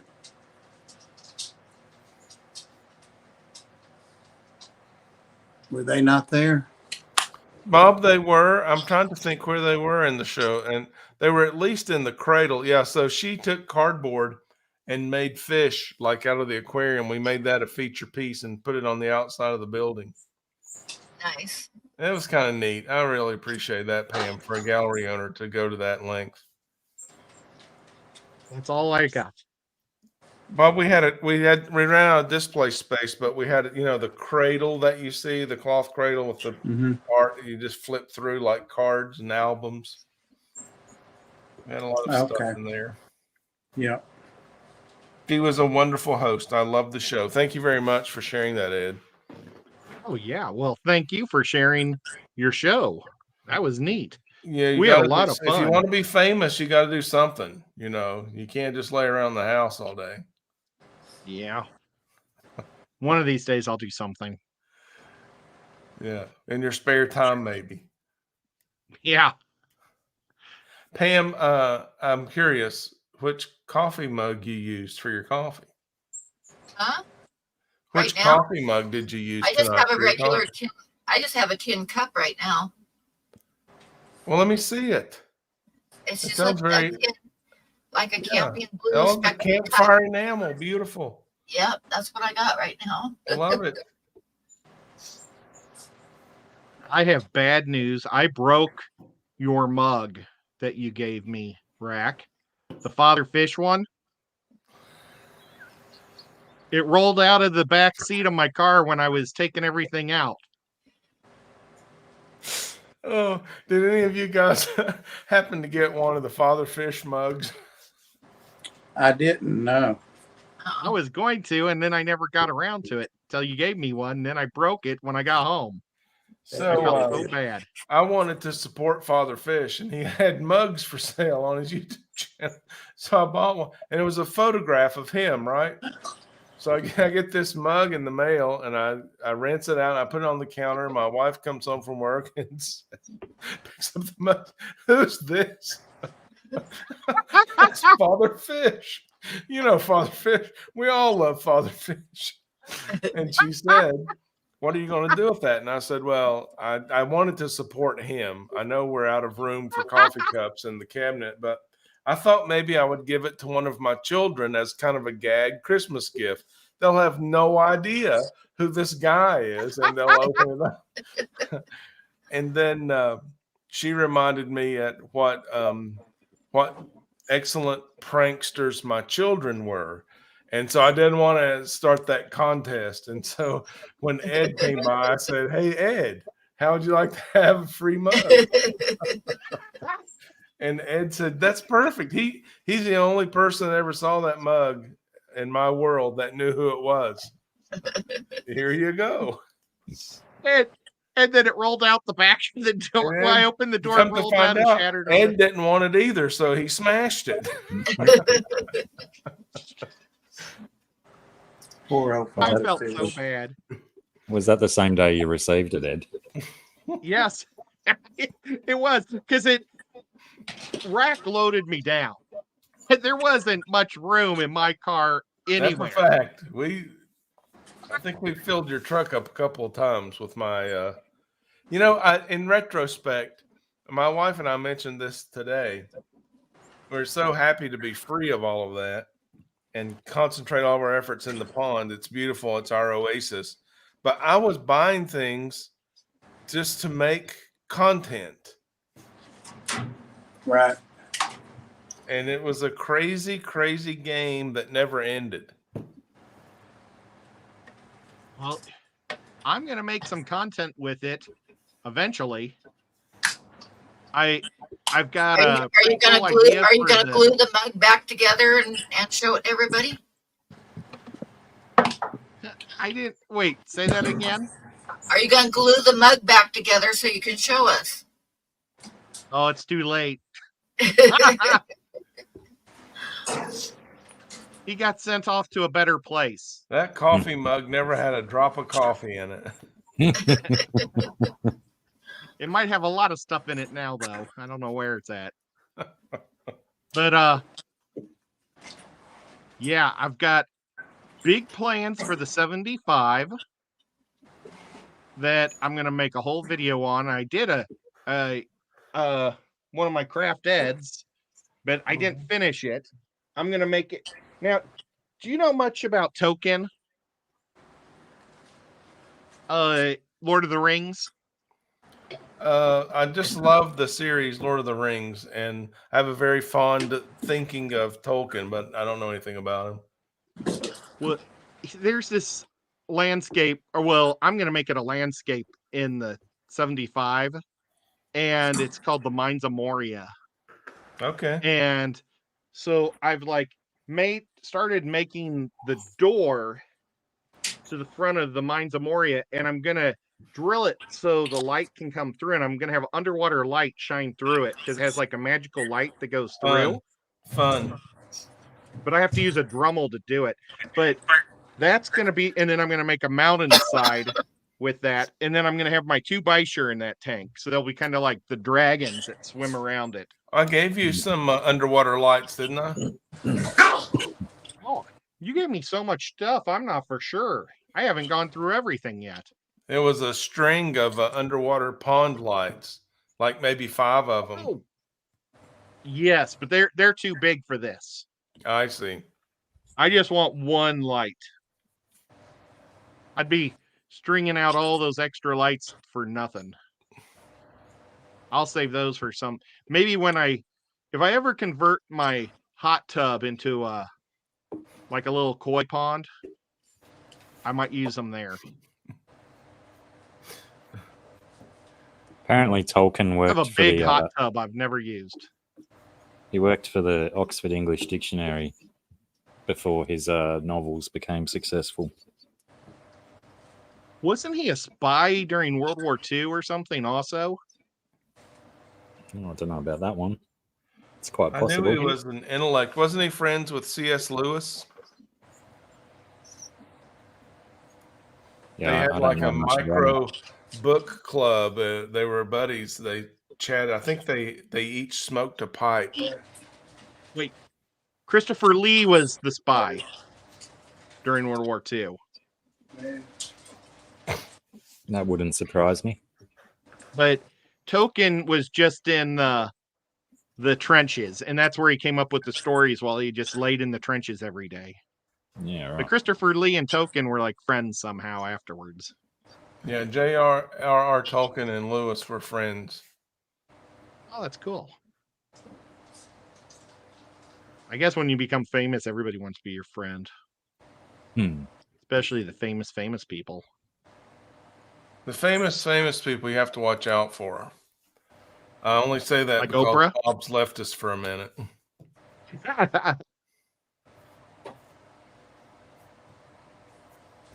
He's probably Oh. looking for a snake.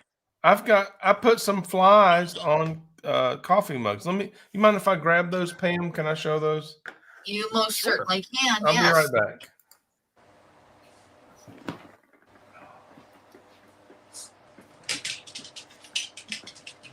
So, Blackie, did you know about drilling a hole at the top of your ukulele so you can hear it better? No, I didn't know that. But generally, when I'm Makes me- playing mine, it's in confined space anyway, so I can always hear it.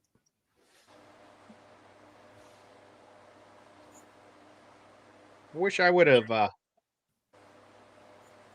drilled a hole in mine now. Because I really need to hear it since I don't know how to play it yet. I got to put the strings on it too. That'll help. You probably could have entered this in the show. Yeah. It's got my name on the back. I put my little logo on the back, lacquered it on. Boy, Yeah, it looks wicked. it's unbelievable how much dust collects right up here. Yeah, tell me about it. All my guitars are like that. Yeah, but yours are real guitar. You like? Well, I shouldn't say you're real, but you're a real player. I'm just a guy that wants to dream to be a player. That's very generous of you. Oh, I wish I had your talent. I've heard you play. I wish I could Bit play the rusty these banjo days. though. Yeah, I'd like to do that. And mandolin as well. Always wanted to play mandolin. Can you play the piano? Yeah, enough to get by. Like I'm not a very good one, and I'm like a hunt and peck typist. I can't necessarily keep a rhythm on it unless I'm playing something simple. But again, that's something that I'm well out of practice on. I can play maybe 3 songs. I can play the Mexican hand dance. And then I can play, well, I don't know if I can. It's been 10 years or 20 years since I played anything. But Twinkle Twinkle Little Star and Little Brown Jug. Those were the 3 songs. Oh, I I had used to to learn be able from to my play, and mom. I don't think I could do it anymore because it's been so many years ago. But I learned to play just the opening notes to "Hey There, Georgie Girl," just the beginning notes before you start singing. I used Hey to be able there, to play that. Georgie girl. That's awesome. I do have a piano out in the garage, but it's got a blanket over it and a bunch of other shit piled up on top of it. So it's very rarely gets played. It cost me a bottle of vodka, that piano. Oh, nice. When I was working, my mom has a. when I was working in a warehouse, and one of the truck drivers that did our deliveries had done I think the people had bought a new piano and got him to remove the old one. And, he didn't need it to be wasting space anywhere. So he asked me if I wanted it. And I said, yeah, I'll take it. What do you want for it? Just a bottle of vodka will do. That's Fair awesome. enough. Sold. Yeah, it definitely needs an overhaul now. That was 15 years ago, I think. And it already needed a bit of an overhaul then. Could do with a big tune-up and whatnot. But piano tuners are a few and far between to find, and they're generally quite an expensive tradesman to have in your house. Yeah. We've Especially got a piano for repairs upstairs. needed. Yeah. Well, the movers dropped my mom's piano. Yeesh. No, And so it is so out of tune.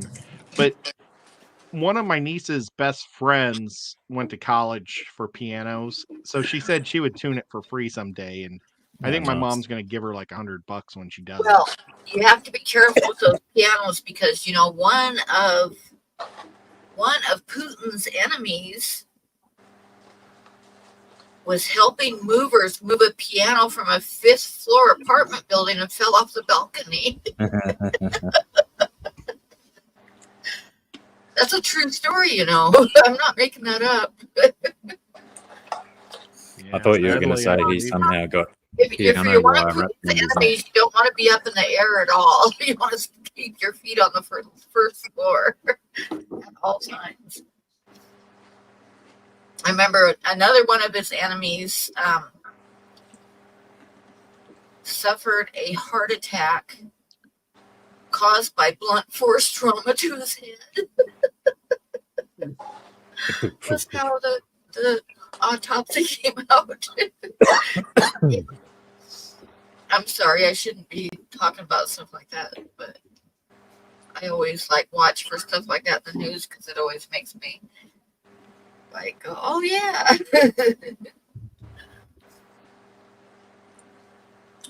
I wandered off looking for a heat mat. I can't find it. And it's a larger one I was going to put under this tank. So I guess I'll use the small one that was in the tank he was in. But I didn't want to. Small ones should work if you're going to have that whole room heated up since it's your reptile room. Yeah.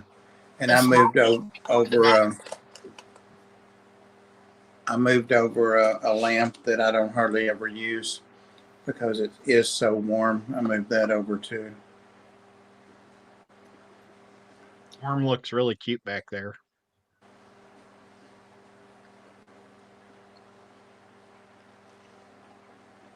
She's not saying anything. She's just sitting behind you doing nothing. She's wondering if what I have is edible. It's not for her. Yep, she's licking her lips. However, she shares one every now and then with Floyd. Is it a tomato? Tommy, he'll toss things to the dogs on purpose. Not his favorite stuff, though.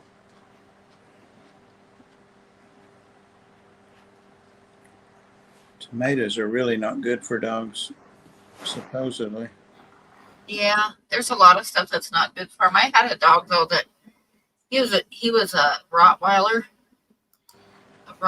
mix, but he loved grapes. I couldn't eat grapes without him coming over and begging for grapes. And I had never heard at the time that grapes were bad for dogs.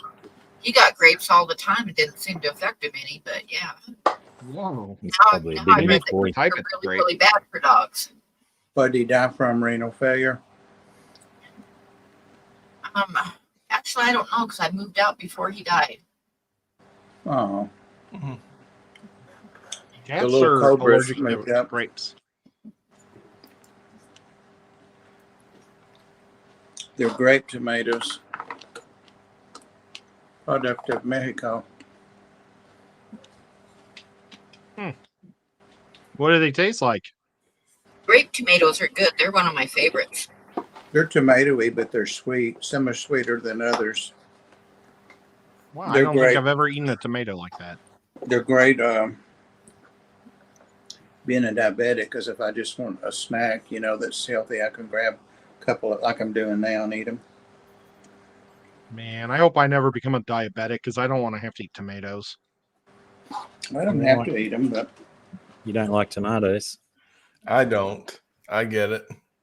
I love them. I mean, used to love hate 'em. I like ketchup them on a and sandwich. marinara and red sauce on pizza, but I don't like tomatoes. Hey, George. they're not like a slicing tomato like that for a hamburger. They're sweeter. There's a lot I of people even don't like like sun-dried tomatoes. They used tomatoes. to, back in the Middle Ages, they thought that tomatoes were poisonous. That's So true. I nobody got some- ate them. That's Rat my gave me some good my tomatoes. ex-husband used to tell me that all the time because he hated tomatoes. And Can I he'd tell give you me, tomatoes, "Back in the Middle Ed?" Ages, they thought they were poisonous, and I'm sticking with that. Yeah, I wasn't going to eat them. Yeah, you made my dad so happy with those. My wife is a tomato farmer, and apparently when you grow tomatoes, the neighbors know about it because you can't eat all that you grow. Mm. Vibes My is dad is wrapping saving up. the seeds from those. Good luck. Yeah, I don't Hey, remember if he Pam, was able to I or not. found these mugs. Do you mind if I show them? And while I Oh was yeah, in that's what you studio, disappeared for. I was waiting for you to I come just back. grabbed everything that I could get my hands on in the studio. So it's just a little mug. Oh I wow, think that's awesome. Rack, that's pretty I cool. like that. Yeah. And so Cool. Hmm. Right. Like that one even better. I like that one. That one's my favorite. Oh no, that one's my favorite. I think I like the one with the pink colors and the Yeah. green background. Yeah, that one's my favorite too. Now, They're what's the both my first one look like? Was it blue? it was. Well, they're all neat. Yeah. You should sell them as a set. Well, if I had a website, maybe I could sell just one of them. I don't know. I can't sell anything. So I end up with this cool stuff and no place to sell it because I won't sit in a tent. Oh, Well, should- I'm going to do a little sale Tuesday, so why don't you show up with some of your stuff? You think you could sell some of this, Pam? Yeah, I think we should give it a try. What kind of commission do you get these days? I don't take a commission. Don't be silly. Just show No, I up can't. Tuesday. No, I can't do Just show that. up to my live stream on Tuesday, and we'll sell some stuff. that'd be bad news to get Oh, that's my favorite. a full Like fly that? in your juice. I like Like that. that Fly in your apple juice. juice. Apple juice. You could die that way. And I love that. I love that. I am a I very don't know black, if I like that black plastic and white all over loving it. person. Yeah, this comes off. It's just protective, and then this looks good in a little black frame. Yeah. Mhm. Oh yeah. Yeah. That's just the shipping plastic in case I should find a sucker that wants to buy one of these. Yeah, that looks cool. Well, Mark, I'll send you a link Tuesday. So try to remember. Just send me the link on social media and I'll find it. Yeah. Okay. And then I've got this premium piece I just finished. It'll probably be in the next show in the big gallery downtown. This summer show was a warm-up gallery or a warm-up show for next summer. Are you ready? Ready? Oh, yeah. Oh wow. Ooh. And what kind of fish is that one? It's kind of a brook trout. Ah, okay. So the title is Upstream. They live in the mountains, Tennessee's only indigenous trout. And it's a gallery wrapped frame, canvas rather. So it's a Tennessee brook trout? Is that what you said? Yeah, kind of. Nice. Yeah, I love catching those things. I bet. And then there's Yeah. this. The red bellies are neat. Oh, look, that's Tennessee. Yeah. You know, Tennessee calls their flag a tri-star. So I call this the tri-fly. Mm. Nice. That works. Most people outside of our state wouldn't know about it, though. And that's right. It's kind of an insider's deal. If you know, you know. Blackie, do you know why we have 3 stars on our flag? I do. I do not. It's for our 3 different land masses in the state of Tennessee: mountains, plateaus, and plains. Right? Yes. I hope that's right. Conveniently enough, that's east, central, and west. We have a very long state. And for me in East Tennessee, I can be out of the country faster than I can be out of the state traveling west. I believe it. Yeah, I can be in Canada before I can get outside of Memphis. Memphis In a is car. so freaking far away. I'm probably never going to go there again. I used to go there when I lived in St. Louis. Did you say Tuesday, Pam? Yep, Tuesday night. Well, I don't have any of this stuff priced. I don't know. Well, are you going to sell or auction or what? I don't I'm know how going to much. do an auction, so you can do an auction and have to figure out a starting price. So we'll start at 50 cents or something and see what happens. Oh Oh, my you got to gosh, start I'll them be more there at for 50 50 cents. cents. Don't be silly. You know how auctions work. We've been having like not too bad of a turnout on Tuesday night, so I'm gonna try an auction this coming up Tuesday. Okay, that's all I got. Take me down. I want to see Bob or Blackie or somebody. I'm reading your shirt though. It's a Food City.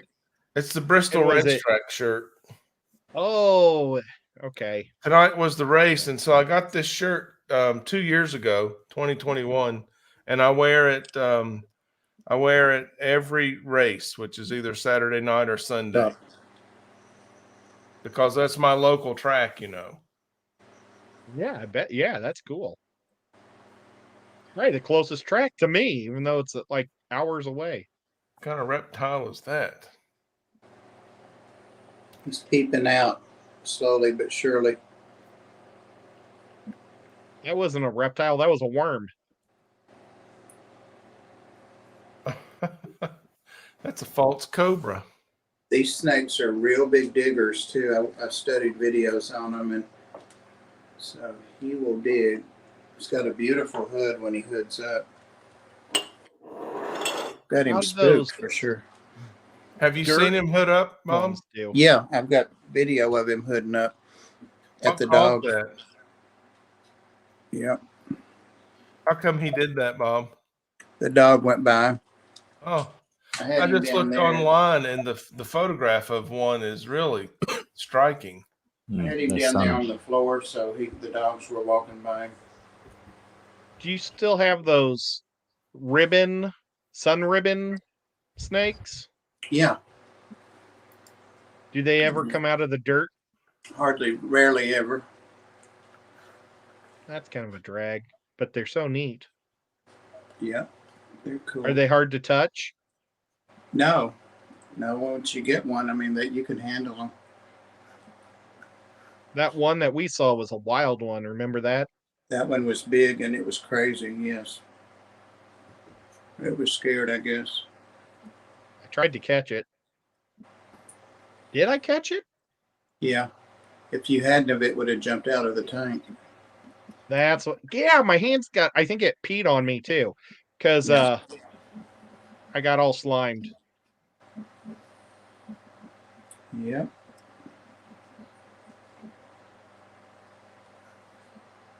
I wonder if you got that on video. I I don't need to go remember. back and rewatch that video and see if I was cool in it. Bob, do you watch Clint's Reptiles on YouTube? Yeah, he was one I was talking about that had on Kevlar gloves, handling Yeah, one of I these. just saw that. I wonder if that's who you're talking about. Yep. He said if you're thinking about getting one of them, don't. At the very end. You know, he does a scoring thing of like 5 out of 5, like for that's neat. handleability, price, and all that. And he uses that same scale for each critter that he like evaluates or talks about. And I think this one made a 2.3 or 2.8 or something. Not very high.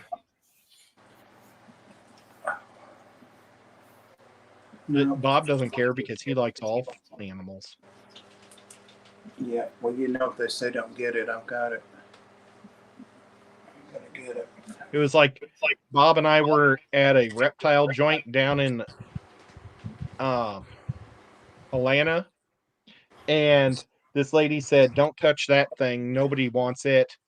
And it was a chameleon, not a centipede, a chameleon. And then Bob bought it because he was able to touch it. Yeah, it was scared of her. Remember? Yeah, it was terrified of the owner, but like Bob. Yeah, cool. She got it. It got on top of the enclosure, and it was scared of her. And I finally asked her if I could try. I carried it out, holding it against my chest. I remember. Yeah, She just was amazed because she says, "That thing always bites me." go figure. She probably whacks at it every time she sees it. So where's Floyd? He's in there in the bathroom on the far end of the house, looking at himself in the mirror. He's got a little groupie. A couple of the cats are groupies, and they hang out in there. He has groupies. Oh, I just saw the nice comments. Thank you so much, Trash Cat. I appreciate that. Kat McKenzie has jokes. She's making humor. That's hilarious. Thank you very much. There's George. George RB3. He's got a lot of good jokes Hello. too. Yeah, he does. Let me go and see if Floyd will come back with me. George got some cute little kittens. Oh, He was talking about them in the stream yesterday that I was watching, and so I went and watched another stream, and there was the kittens. Nice. Nice.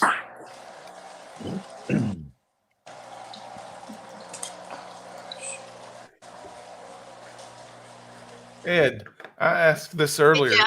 How far away is the moon? The moon? Yeah.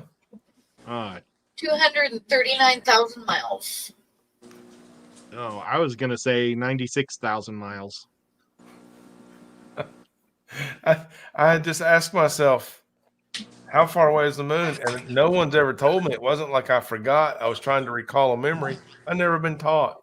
So when I Googled What was it? I was quite amazed. there he is. Is it a lot closer? No, 230,000 miles is a lot farther than I would have ever dreamed. There Boy, he I is. was way off. Yeah, me too. I said 60,000 kilometers, which is about half your 90,000 miles. I think the space station's only like 400 miles away. Hello. Yeah, that's why. Man, they really Floyd? went the distance to get to the moon. I bet my dad did. My dad helped map the moon. Hello. Hello. Hi there. Ow, why'd you bite me? You Well, he said, interrupted my well, groupie sesh. Yeah. Pam's on here. Huawei. He likes Sarah. He says lovely sometimes because she says lovely. What a pretty Yeah. bird. Yeah. G'day, So- Jeff. Come here. Floyd hangs out in front of the mirror and the cats watch him. That's it. Ladybug was in there. Yep. Here, let's go over And he this. likes having the cats around. The two that were in there with him are his buddies. Yeah. They walk right in front of him. They drink out of the same water bowl. He gets in their dry food. I keep food in there too for him. Here we go. Let's see what's going on in here. Here we Have come. they ever gotten close enough to touch each other? Oh, yeah. Yeah, they've got close enough for him to bop them with his beak. There he is. There he is. I'll be back shortly. Okay. I wonder where that noise is coming Blackie? from. He's talking to you, Pam. He hears your voice. Thank you, Princess. Hi there. Pam's on here. Say hi there. Hello. Do you, Hi Bob, do you think you're going to get a chimpanzee someday? Probably. there. Oh my gosh. Say hi, Pam. All right. He's my buddy. Yeah. Hello. There's Worm down there. It gets like Worm too. They get real close together. There's Worm. Oh. How's Snowball getting along with the other cats? He's getting along good now. I took him back in there the next day and sat there with him and wouldn't let him mess with him. So he's doing fine. He's staying in there now. Look at the cobra coming out over there. Sees we're not watching it. It's starting to come out. Say hi, Pam. Say hello. Say hello. Hello. Hi there. Hello. Yeah. Hello. Pam's not talking to you, is she? Hi there. Uh-oh. You're a good boy? You want some scritches? Come here. You want some scratches? Come on. You want scratches? Yeah, he does. He's a good man.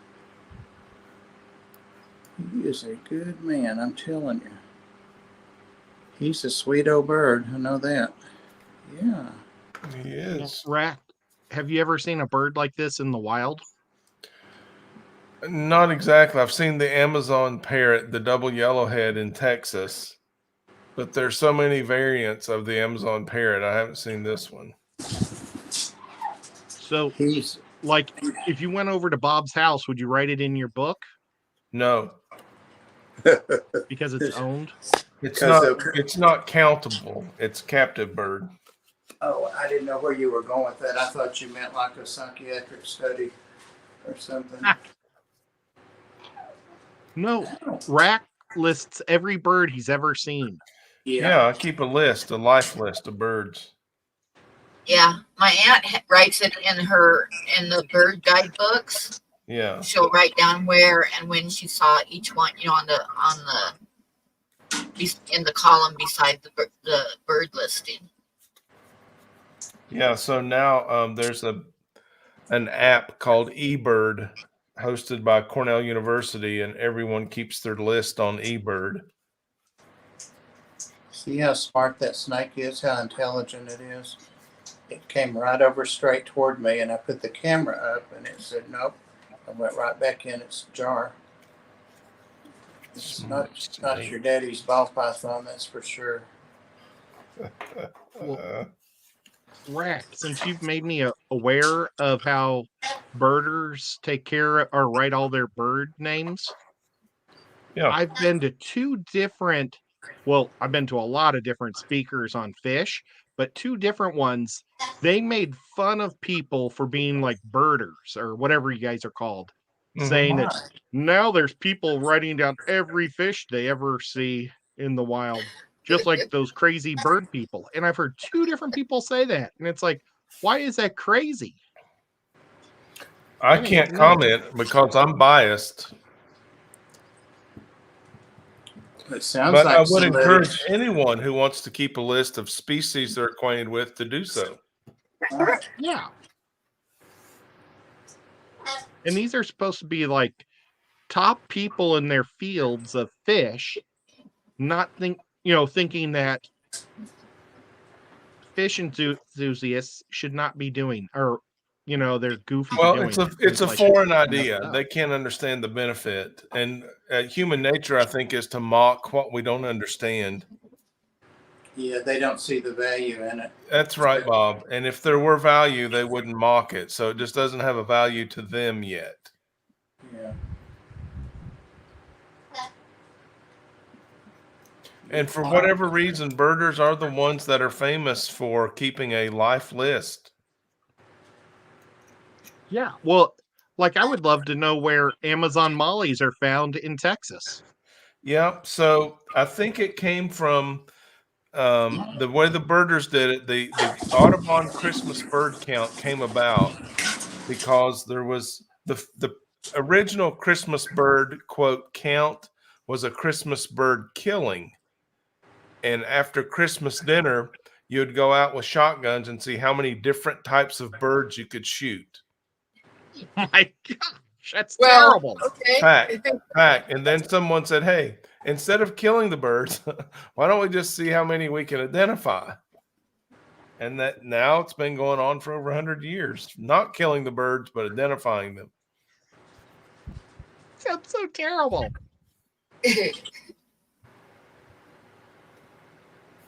And then after we started keeping these records, we found so many uses for them. So if you want to be a casual birder, not an ornithologist, basically you keep a list. And if you look on YouTube, there were a couple of fishermen that started keeping a list of species caught, and then species caught this year, and then species caught on this bait. And again, it was an organizational tool that had great value to them and helped them decide where they were going to go fish next or where they were going to go fish again. Yeah. Well, both these speakers were that organization where they go out looking for native fish and then they release them after they catch them. And it's like, I don't see how these experts of this organization can be making fun of birders. Yeah, I think they don't understand. As Bob said, they don't have an understanding of the value of what we would call the activity would be listing. And if you're a professional, it would be documenting data. And if they're actual ichthyologists and they did a field study, they would have kept the list of the species, the number of species, and where they located the species. Now, you drug it all out of me, Ed, after I said I wasn't going to comment because I was biased. Oh Yeah. my gosh, I can hear the people unsubscribing from my channel now.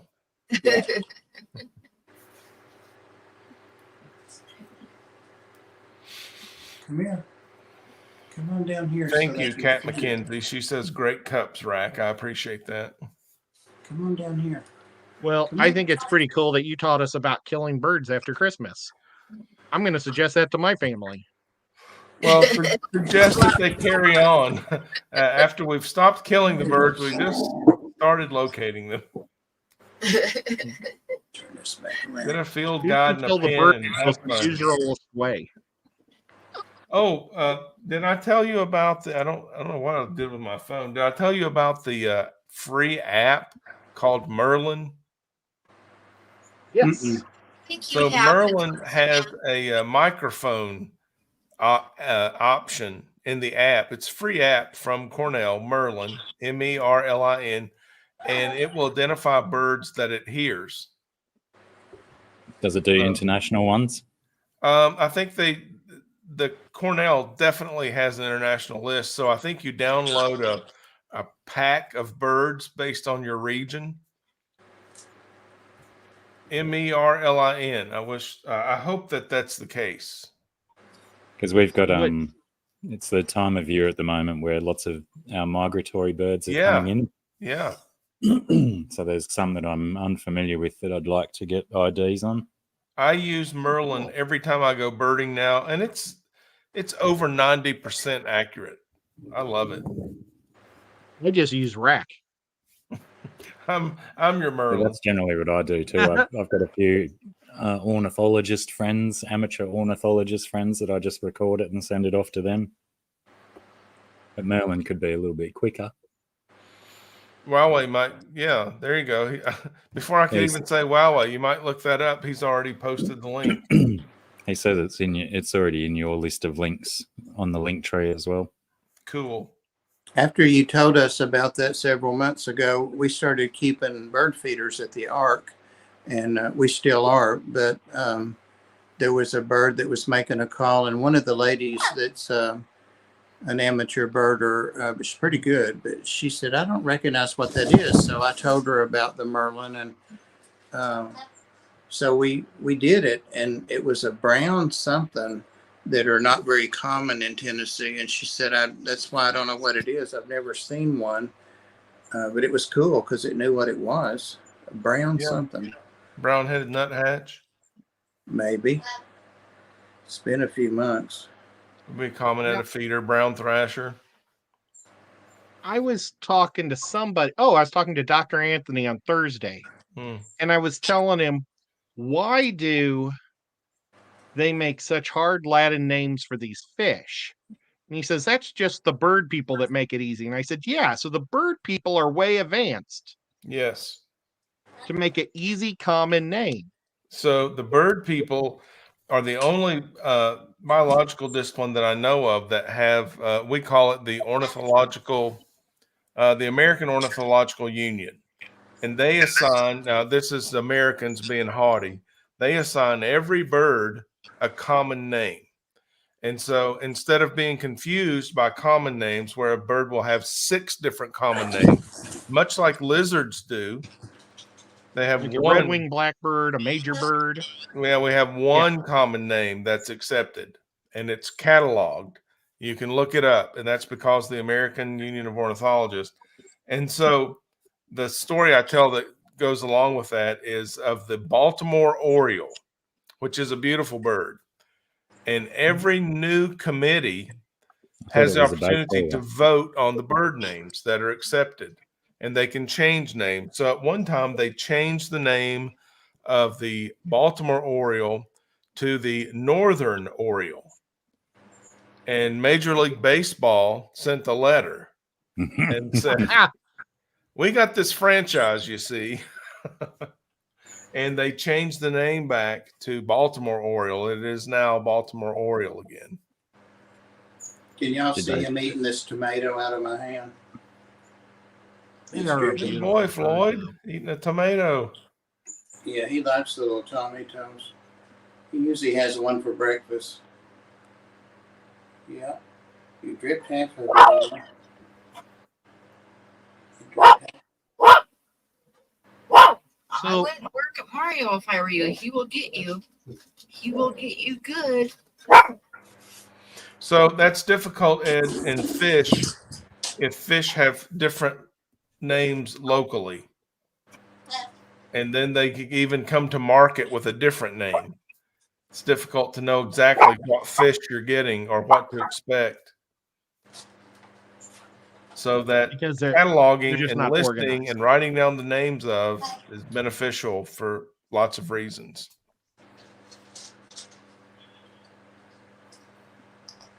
I was buying lizards from my pet store that were called dinosaur rock lizards. And they weren't a dinosaur. They certainly weren't a rock. But the natives that were catching them out of the United States were catching them basking on the rocks. And dinosaurs had a lot of market value. So they became the dinosaur rock lizard. You know, any pet store, $29.95. What are How do they you care for actually? 'em? What do they eat? Where are they from? Who cares? They're dinosaur rock lizards. What are they called now? I don't even think they're in the pet trade anymore because they were kind of gray brown Oh, in the Brown? script. Probably some South American swift, and the only interest they ever had was someone The could name. catch them and sell them Come on. with this nice name.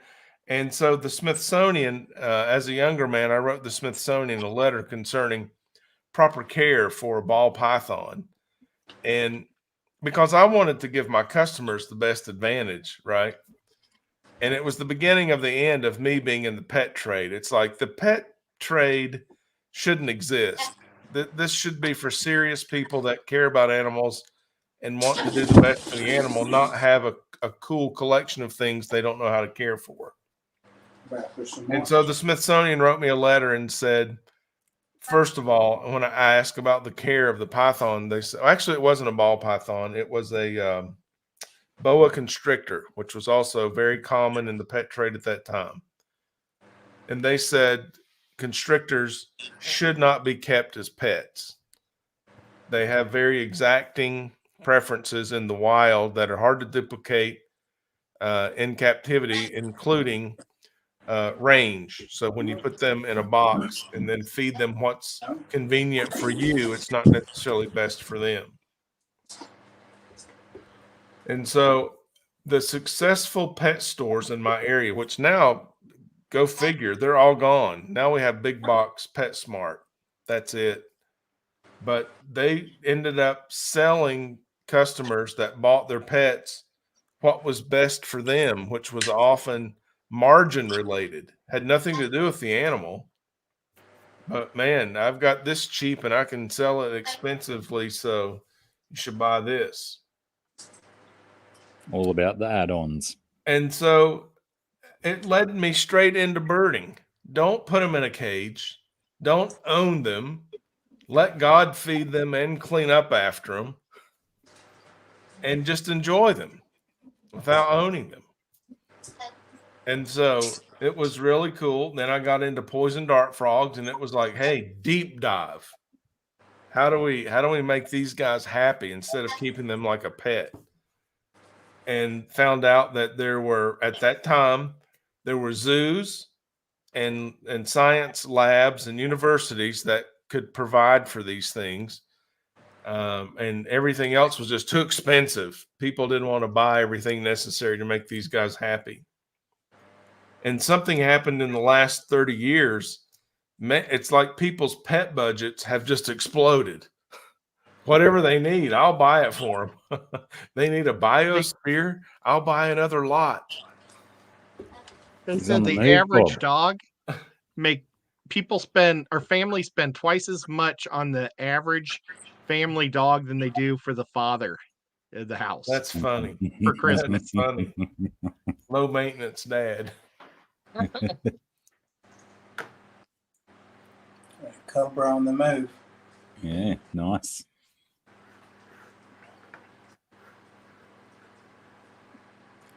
Bob, are you still doing that reptile channel? Yeah, Reptiles? Friday night. Yeah. Yeah. Have you had your Cobra on there as a guest yet? No. Last night we had Sarah Snake Shop. She's the some kind of snake expert, and she breeds them and sells them. Corn Corn snakes. snakes. Oh, nice. And Mike was back last night. You know, Mike Adam, he's been out sick, and he was back last night, and Pam and Susie, so we were all together. Nice. Oh, that's awesome. We've got some really good guests coming up.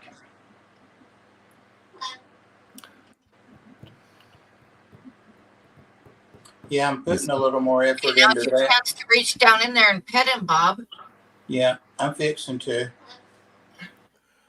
You know, the venomous cobras are fixed fang also, right, Bob? Only their front fixed fang. I Front think. fangs, yeah. I don't really Yeah. know. Yeah, they're not Yes, they're front hinge fang. fang like our pit vipers. You know a whole lot Wait till more I about tell it my than mom I do. that Bob has a cobra. A false cobra. But look at its face. Look at its attitude. Beautiful. I'm gonna forget Trash to tell her Cat wants to know false about cobra. skinks, Bob. You know about skinks? Yeah, I've been talking to her a little bit about them in my comments on my videos. She's I like talking the to range of the skinks. I've got them here in my yard, and the Yeah. blue tongue skinks. Are they from Australia, Blackie? That's what she was talking about, was a blue tongue. Blackie probably had to go wrestle an Mikey alligator. gone. Are they from Australia? There are some blue tongues there, I believe. I don't have any experience with the blue tongue skink. That came around after I was out of the biz. Oh, my son was breeding them for a while. Are they indigenous over there? Yep, that's where they're from here mostly.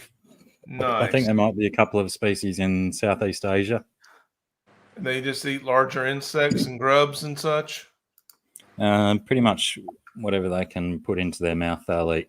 Oh, My son built himself a nice aviary around where I had 2 bathtub fish ponds down at their house, and he built this wicked big aviary and put a whole bunch of Gouldian finches and a couple of other types of finches in there, and about 3 or 4 of his Wow. big blue tongues in there. mm-hmm. And slowly, his finch population was reducing. Oh my gosh. And yeah, one day he actually sprung a blue tongue in the process of swallowing one of the finches. And I have no idea how an animal that moves so slow can catch an animal that moves so fast. But yeah, they were decimating the population of these finches that were like $70 a pair and stuff. Yeah.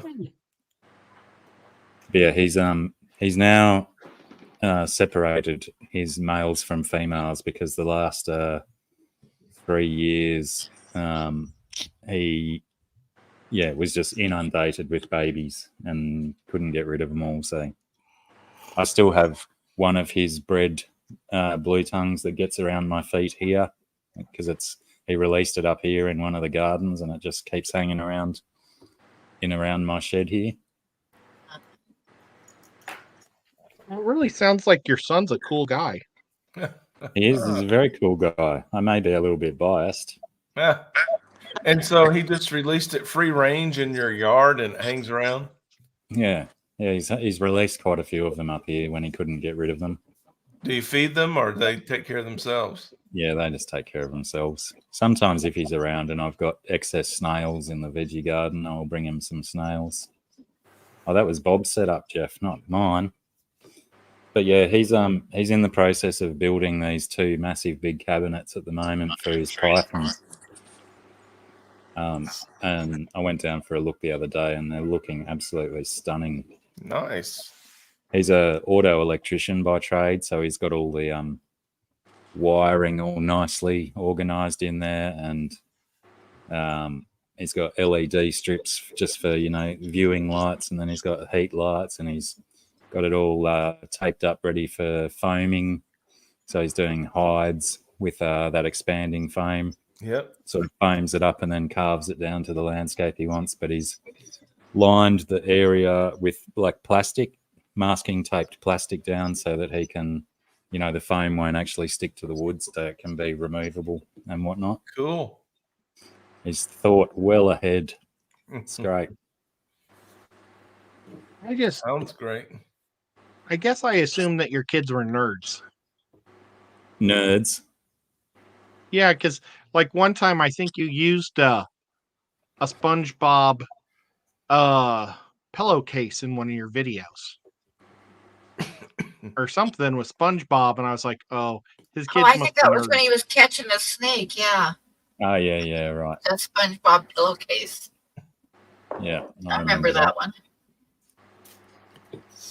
I was like, well, their dad's probably really cool, and then they're just like kind of nerds. But that's okay. I thought SpongeBob was for the cool kids. I don't know. I'm too old for SpongeBob. It's free. I found Bob a new snake that I think he should get next. I'll show you guys. Well, this snake is creeping me out because it came all around the tank and stopped here, and it's just staring at me now. It's right here beside me. Well, I think this is the next one he should get. You see how pretty the markings are on the snake? Let me see. And it is a pit viper from Africa, a deadly pit viper. But look at the markings on this thing. I mean, and the colors. It's just. Well, I'll tell you something about that snake, Pam. The good news is that sometimes the rhinoceros viper have fangs that are so long, if it strikes you in the hand, it will go all the way through your hand. Oh, nice. So the venom will drip out on the table. Well, we can put that in the pro column then. They're very pretty, though. Well, how deadly are they? I mean, I don't know. They're very deadly. Don't let them bite you in the eye. That's my recommendation. Yeah, so those hinged fang things, they're like crotalids, so it's going to be a necropsy. It's going to be a muscle killer. You're going to lose some tissue, but you'll be all right. Your fingers won't ever straighten out again. that's all right. Yeah. Then people will know you're the real deal. I wonder if this little snake is used to being fed by someone and it's telling me it's hungry. Two little ones and 3 big ones, Trash Cat. Yeah, yeah, there you go. You found it. This is the ones he's building at the moment. Oh, that's so cool. They look big too. What a nice space. Yeah. Those are nice. I did have some shots as well. Yeah, here we go.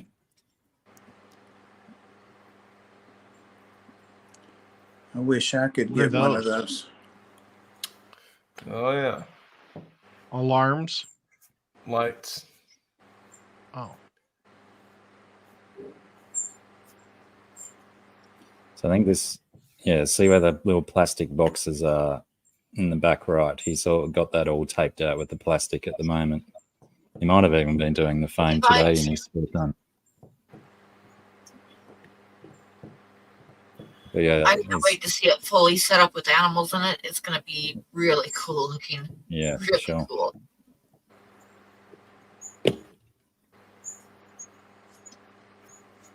That's where his LED strips run along the front panel. Then he's got that wiring's in place there for the heat lamps. He did a really good job on that. Yep.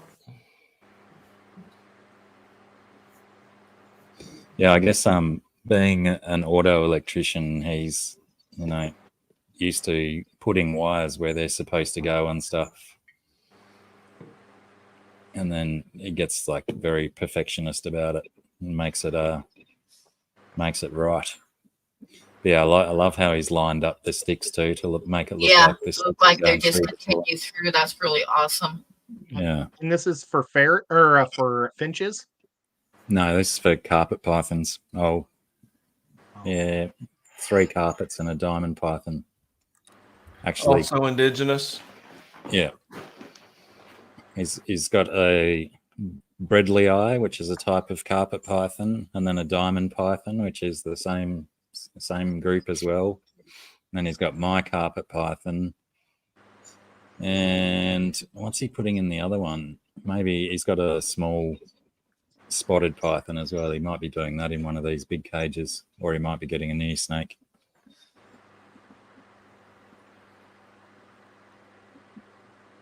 But yeah, the photos sort of, you can't really tell how big they are, but they're almost 8 feet tall in total.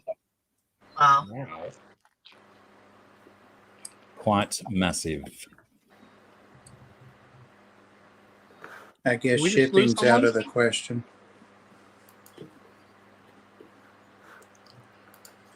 Maybe you could just pay his way here, and he could just build them. Probably be cheaper than the shipping, that's for sure. Probably would be. And then he could try to get on it with one of the universities as a punter. As a I what? heard today in college football, there is 577 college football teams in our country. 68 of them have Australian punters. That's a odd. huge number of punters. Yeah, they mostly come out of Australian rules football, because that is much more renowned for its kicking than other breeds of football in Australia, and played on a much bigger ground than all the other footballs as well. Basically played on a cricket oval size. Oh, wow. Well, I was watching their styles because they were showing the punters, they don't kick like we do. Like our punters just stand in one spot and kind of pop it. But they like either run to the left or the right and kick it. And they can kick with either foot, they were saying. Some can, yeah. It's definitely a very, very valuable skill as a kicking sports person.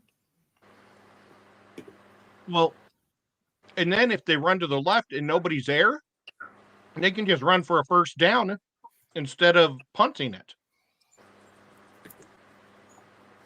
It's really unique and interesting. But all the big points in Australian football have to be done off the foot. I didn't know that. It's a very, very interesting sport for foreigners. I would love to watch it. I wish. It's much more fun to watch at the game live too, not like a lot of other footballs where you it's better to watch on TV because you're a lot closer to the action and stuff. But with the Australian football, lots of action happens off the ball. There's a lot of niggling and pushing and shoving between the players off the ball, jostling for position and stuff. It's like hockey here. Hockey on TV is boring, but when you go to a hockey game, yeah, there's always something happening in the background. Uh-huh. This snake went back around the back of the tank. It's coming through some of that driftwood and stopped when he crested the top. Sat there about 2 minutes and stared directly at me. Now he's going back across the front. But when he came off across the wood, I didn't realize he's pretty heavily keeled. His scales are raised, and that's for climbing, of course. I just learned that not long ago. But yet he's a snake that burrows and needs sand. But when he was coming across the wood, he was going bump, bump, bump, bump, bump, bump, bump, bump, like little speed bumps because of his scales. Yeah. Pretty cool. Did he? You were talking about those ones, Jeff. Sorry, I've just gone back through the chat. G'day, vibes. DD. Hey, Dee Dee. Dee Dee's Miss finned Vibes. in. Hello, Dee Dee. Dee Dee's one of the coolest girls in the whole wide world. She's really funny. Nothing personal, That's a- Pam. Very, very difficult comparison to make, Huawei, especially with the wimps part. Right. Apparently, Hey, guys, I've got to go to bed. I'm getting sleepy. I don't know. It's good to see you, man. Great to see you. Thanks for a wonderful hang. If you've not checked out my social media, I appreciate you going to Facebook to see Rat Cross Studio. I'm trying to get some clicks over there. And Pam, just you're go going to into send Huawei me link. a reminder for Tuesday? I will send you a reminder for Tuesday night. We'll have a small auction on Tuesday night. I'll bring some mugs. Yes, bring some mugs. All my favorite ones, which is all of them. All three of them. I have three. Yeah. I have three. First come, first serve. We'll start some sort of an auction, and I'll give you some sort of a commission if we sell any. And yep, I'll add you to my thumbnail and stuff, and we'll count on you being there too. And I think we might as well, like, it's 12:05. We've been streaming for 3 hours, so I think it's a good time to call it a night. What do you I'm guys sorry think? to break up the party because I'm Oh wimping no, out. that's fine. It's like, say, we've been streaming for 3 hours. I think that's a good stream. But Dee Dee just got here. She's ready to get the party going. We can all go to Dee Dee's show Yeah. after this. Is she gonna fire a show up? I don't know, but Right. my butt really hurts, so I'm not going to keep sitting. Mine too. Mine too, actually. Yep. So it's time to call it a night. So thank you, All right. everybody, for coming in. Thank you, Grasshopper, for all the links. And thank you, Cat Grasshopper, for the modding. And thank you, everybody. And we will be back on Tuesday night with a small auction. And tomorrow night is going to be the Tennessee Fish Mafia, so don't miss that. And good night, guys. Good night, everybody. See yous. All right.